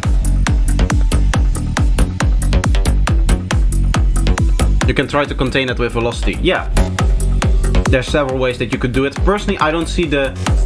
Because what I think is happening... Let's see if we can find a proper one. What I think is happening is that this bass note is an eighth note, right? Because it's this bass note over here. And it just doesn't close here. It kind of sums together with the other bass note that is playing over here. So what I would personally do is either resample this bass note and then just fade it out starting from here like this. Or make it so that it stops playing here through the MIDI or whatever. Probably resampling is the best option.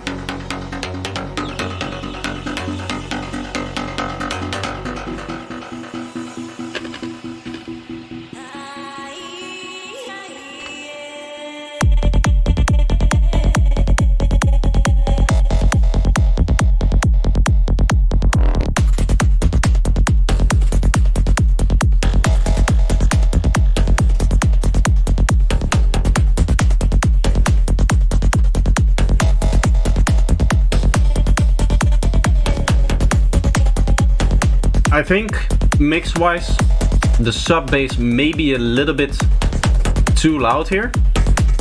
Personally, I'm a big fan of sidetracks that focuses a little bit of its energy a little bit more towards this area over here.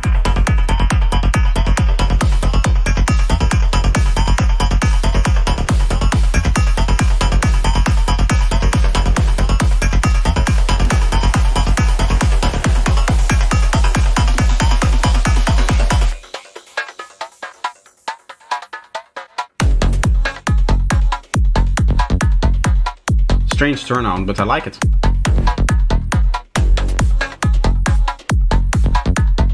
I like this part.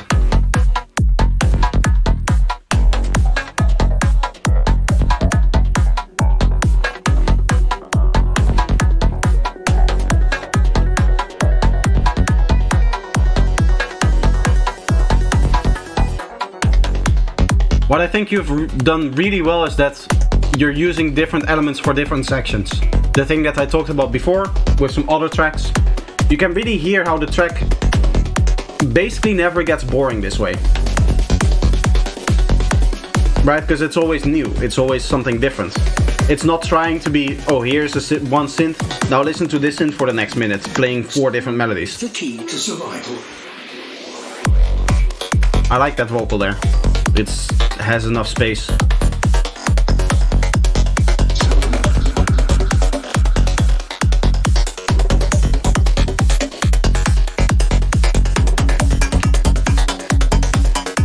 I feel like with your kick doubles, when you do double kicks there for the fill, you're continue to playing the bass line from what I can hear, because it gets a little bit messy there. I'm not entirely sure, it's hard to hear with a kick on top, but I felt like that was what was happening. If that's the case, then just for that beat over there where you're doing the double kick, just completely remove the bass line. You don't need it there, the kick is providing all of the low end, so there's really no need for a bass line to be there.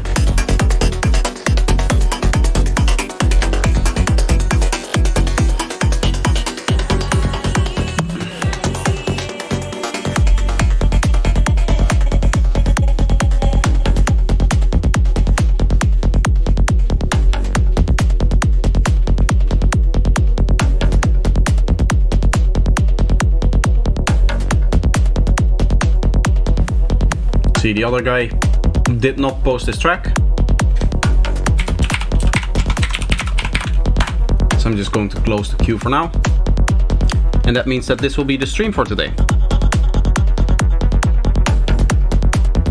He did just join the Discord server, so at least like 3 minutes ago. I'll wait a little bit more. I'm having fun streaming today. I'm feeling good today, so I'll wait a little bit more.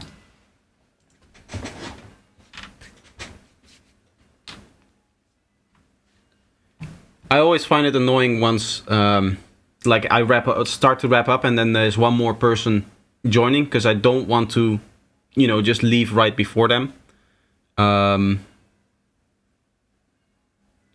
This track has not so much melodies like the previous ones. It's easy to listen to, specifically for someone who doesn't listen to this kind of music. Yeah, it's not as busy as the last track. The last few tracks had the issue that there were, as I said, a few too many elements in one spot, and therefore your mind has a hard time kind of choosing which element to focus on. Because as I said, you have to think of it kind of like trying to sing a melody, because we like can only sing one melody, right? If you're ever singing along with a track, then you can only ever sing one melody. And that's kind of how your brain thinks as well when you're listening. Okay, so he just submitted. That means that I'm going to close the queue now.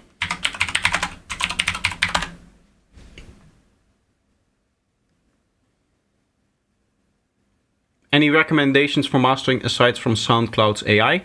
Don't master with SoundCloud's AI. That's my first recommendation. If you want, I can quickly master this thing here. Show you my chain. I start off with the SSL compressor, or not the SSL, the Shadow Hill compressor here. This thing over here. There's a manual that comes with this thing. Read it. It tells you exactly how to dial in the settings. It tells you exactly how much gain reduction you need for each stage, because this is 2 stages. You have your optical part over here, and then there's the discrete part down below here. Usually the way that you set it up is sidechain. You set that to in. You want to set the threshold. Let's show you an example of what I would do.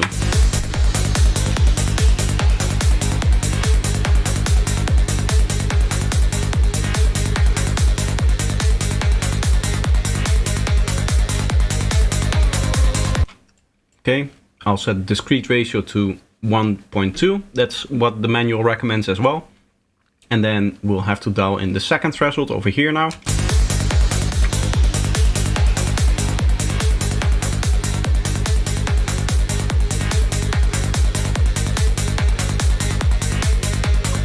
This is usually the setting that I aim for, around 1 dB of gain reduction on the optical stage, which is this thing over here, and then around between 1 and 2 dB of gain reduction on the discrete stage over here, with these attacks, recovers, and ratio settings. And then you can gain stage over here. I copy those settings over to the second version over here.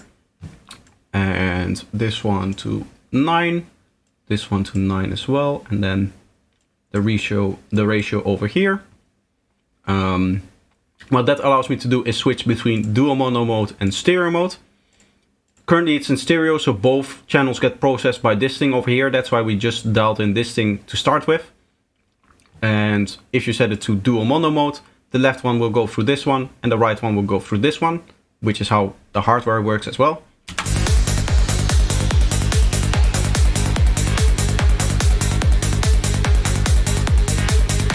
Dual mono tends to make the stereo field a little bit more interesting because the compressor on the left side and the right side react differently depending on how the left side and the right side work.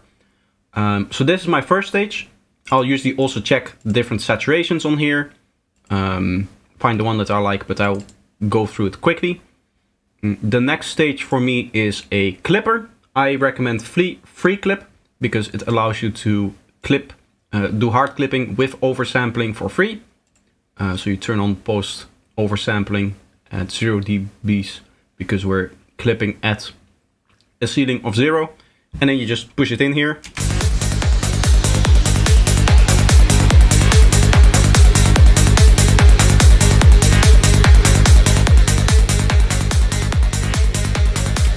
We'll do 7 dB of gain reduction, or 7 dB of gain, not gain reduction, because we're clipping. What I'm essentially looking for is just to cut off the highest transients, anything that can become problematic. We're listening to the loudest part of the track, essentially, so we can just use the waveform to kind of get the waveform skewed up until the highest point. I then gain stage back so that I can use my my final mastering plugin here, which is called Boost. I like this one. It does exactly what I need to do in that it makes things loud and it doesn't distort whatsoever. So just dial it in here and just push it in here until it sounds good.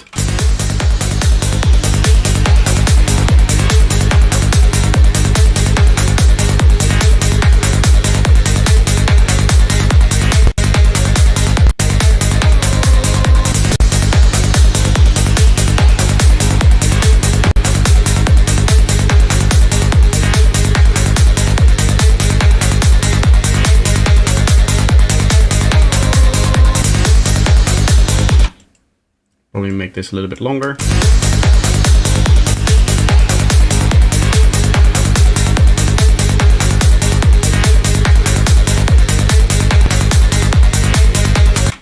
There you go, master track.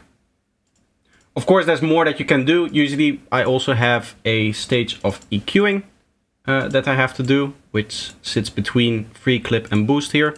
But more than that, I wouldn't do much more than that. Do you still like to review on techno tracks or do you focus entirely on Psy now? I like to review anything. Anything what you want. Boost is a remarkably clean limiter even when you abuse it. The only thing that it does, when you push it too hard, is it's not going to distort any of the things that a normal limiter would distort. Like, it essentially says like, okay, this transient is already hitting the limiter, so I'm not going to boost this transient anymore. But that part right after the transient is not hitting the limiter, so I'm going to boost that. What that means is that essentially it still is going to make that sausage, right, that you get from limiting too hard, right, where it's just a square waveform where everything is pushed too hard. But it gets that sausage feel without any distortion. So you essentially get that the transient has no punch whatsoever. Because everything is at the same loudness. It pulls even the background sounds all the way to the foreground and makes everything way too loud. It's a very annoying kind of pumping effect, but it's not really distortion. By the way, final thing that I have to say, oversample with true peak over here always. Of course, we don't want to actually peak over our output, so we make sure that we have true peak enabled, and oversampling also helps with the quality. Is boost free? Boost is not free, unfortunately, but it is very good, and the plugin developer is very, very nice. So I'm happy to shout them out and just say that you should buy the thing, because it's really good. You'll like it, even if you buy it. I think it's not even that expensive. What would it be like? Let's see. £60. So 60 bucks, 60 euro. It's on sale right now. You should get it right now. It's on sale. It's very, very good. Like, this is the only mastering limiter that I've used since that I got it. I always use this thing. It's very, very clean. This thing is more expensive. The cool thing about Plugin Alliance is that they have sometimes very like massive discounts. So this thing is normally like 200 bucks, 200 to maybe even 200, more than 200 bucks. This plugin, I got it for 29, I think, because they put it on a massive sale. So also this thing, I also highly recommend it because it adds a nice low-end weightiness to it. It adds a nice low-end pumping effect to it. I like what it does when it's just applying that light bit of compression on there before you go into your actual like full-on mastering stage where you really make the loudness. But yeah, so check if you want this plugin over here, just check if it's on sale. If it isn't, don't worry, because it will go on sale at some point, and then you just pick it up for 30 bucks and then you're okay. Anyway, we have one more track to listen to. I'm sorry I kept you waiting for a little bit, but I would like to answer some questions sometimes. What we have here is Psytrance, Melody, Infinity, Drive, FL Studio 10, Renegade, and Alien 303. Sounds very, very interesting.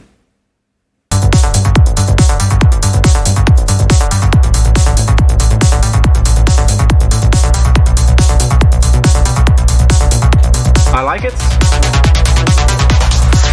What you're lacking is some definition. I like this synth, this Goa synth here.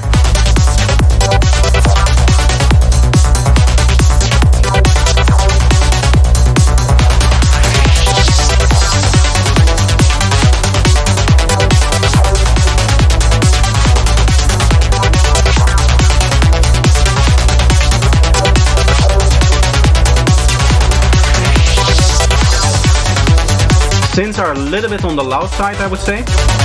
Like, you could reduce them by maybe 2.5 dB, 3 dB-ish. The other thing is, I noticed it's very hollow around 250 Hz here. This area over here, it sounds very low and weighty because of it. And normally Psytrance does have a little bit of extra energy in here. What that also would mean is that I would suggest reducing the sub a little bit. Reducing the sub a little bit and having that first harmonic shine through a little bit more. The final thing that I heard is that your kick and bass isn't cleaned. What that means is you need to resample your bass line. I'll quickly get a video on that. How many videos do you think I have made now on resampling and stuff like that? I'll just link the original one, because that one explains it the best. Is your bassline clean? Here's how to fix that. This tutorial here. Follow this tutorial and it will explain the problems with an unclean kick and bass, and then it will show you the solutions. So you can just implement that. Do make sure you fix the tonality issues, the EQing issues before you do the resampling. Otherwise you have to EQ it again, and the whole point of the resampling is that you don't EQ it anymore. So that you don't get massive phase shifts and issues with that. But yeah, that should be it. To be honest, it's hard to give feedback on just like a small part of a track like this, because it's hard to like explain how it fits in a whole track, right? Any recommendations on Psytrance drum sample packs? Of course, I would recommend my own Psychedelic Drum Packs Volume 1. That is, of course, a no-brainer. It's my favorite pack for production because obviously I made it myself. I mainly use it for kicks though. This is the quality kicks, that's a different one, the Psychedelic Drum Packs over here. I mainly use this for the in-tempo kicks because they're really good. I don't tend to use my other percussions and stuff like that, to be honest. They're not the best quality. It's really hard to make that stuff, and I made it all from scratch. So it doesn't sound the best. I personally would recommend something like the Psychedelic Intelligence or the Psytrance Intelligence 2 here for stuff like hats and snares and that kind of stuff.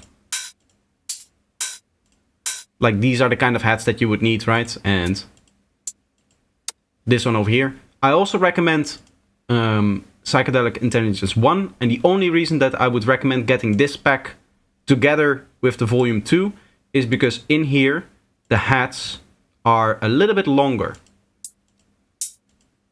You get those little reverbed hats, and these are sometimes nice, I've heard, in a high-tech context. I've used these for making high-tech a lot, and the 11, I use this one all the time. Also in my like actual productions, the normal stuff that I do as well. Thanks, man. It was my beginner. Of course, yeah. It did sound very, very nice. For a beginner track, as I always have to say, it sounds very, very nice. No-brainer, of course. Yes. All the analyze plugins you use are free plugins? Yes. All of the plugins that you see over here are, in fact, the same plugin. This is Signalizer. It shows all 4 of these things. And if you're using Ableton, there is... I'm not going to listen to it anymore. The queue is closed, unfortunately. I'll be wrapping up the stream in a little bit. But for those that use Ableton, you can find the analyzers here. You can just see analyzers-2.adg. That is this whole rack. So what it does is you load that ADG file like this. It just opens up analyzers with Signalizer in here, and then it opens all 4 of the analyzers. It should open them up like this with all of the preset things and all of the different analyzers in place. Unfortunately, I cannot really make that for any other DAW, but Signalizer, you can just tweak it, and you see one is the vector scope, one is the oscilloscope over here. This is the waveform display. This is spectrum set to color spectrum here. And then this other one is set to line graph over here. But it's both spectrum. Sennheiser makes some really good packs. I'll go through some more packs that I have. I have a lot. What I always recommend for any electronic musicians is the Sounds of Kashmir. Very versatile pack. I wouldn't use the Psytrance kicks or anything like that for that. Sometimes I might use a hat or like a crash or something like that, but nothing more. It's really good for orchestral drums, right? So in here, this is mainly where I use it for. This is really just action strikes, a contact library, but in sample format, and it's easy to just drag it in and you're happy with that. Other than that, some more things. Let's see. The Black Octopus one here. This is a good one. This is Marula Music sample pack here. This is really cool. Some other things that I have. I have Glitch with Friends that I should need to look into more. This is glitchy sound design stuff. This is really cool free pack, I believe. I believe it was free. I got it like 2 months ago. I don't remember if I bought it or if it was free. Other than that, is there anything specific that I use? Oh yeah, Ultimate Psytrance Sounds Volume 1, I believe. This was the first pack that I got. The kicks and stuff aren't great, but there's still some interesting stuff in here. Some more experimental stuff, let's say, is in here. If you want really experimental, I have another one. That is like really, really, really experimental, I believe. I think this stuff here. It's sorted by size. Why is that? Is it this? No. Wait. This one here, yeah. This is too experimental for me.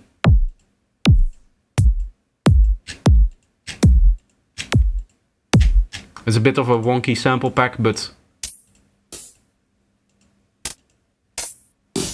if you're looking for something a little bit more special, then maybe something like this can work as well. I only use Ableton samples. Oh, I mean, whatever you have can work. it doesn't really matter at the end of the day. As long as you're able to write the material that you have into a track, and you know the material well, then it shouldn't really matter. Anyway, I think I'm going to end it here. I have to go to the toilet again. It has been 4 hours of streaming, so it's also long enough. Where can I send you my track? My stream is over. So unfortunately, today you cannot send me your track anywhere. As you can see in here, the queue is closed. So I'll have to delete this as well, unfortunately. You can already start submitting. I guess not yet. I wouldn't do it today, but if you start submitting right before Sunday, maybe on the Saturday or the Friday, I'll listen to it on the next stream next week. So then you'll be able to submit it, and then I'll listen to it.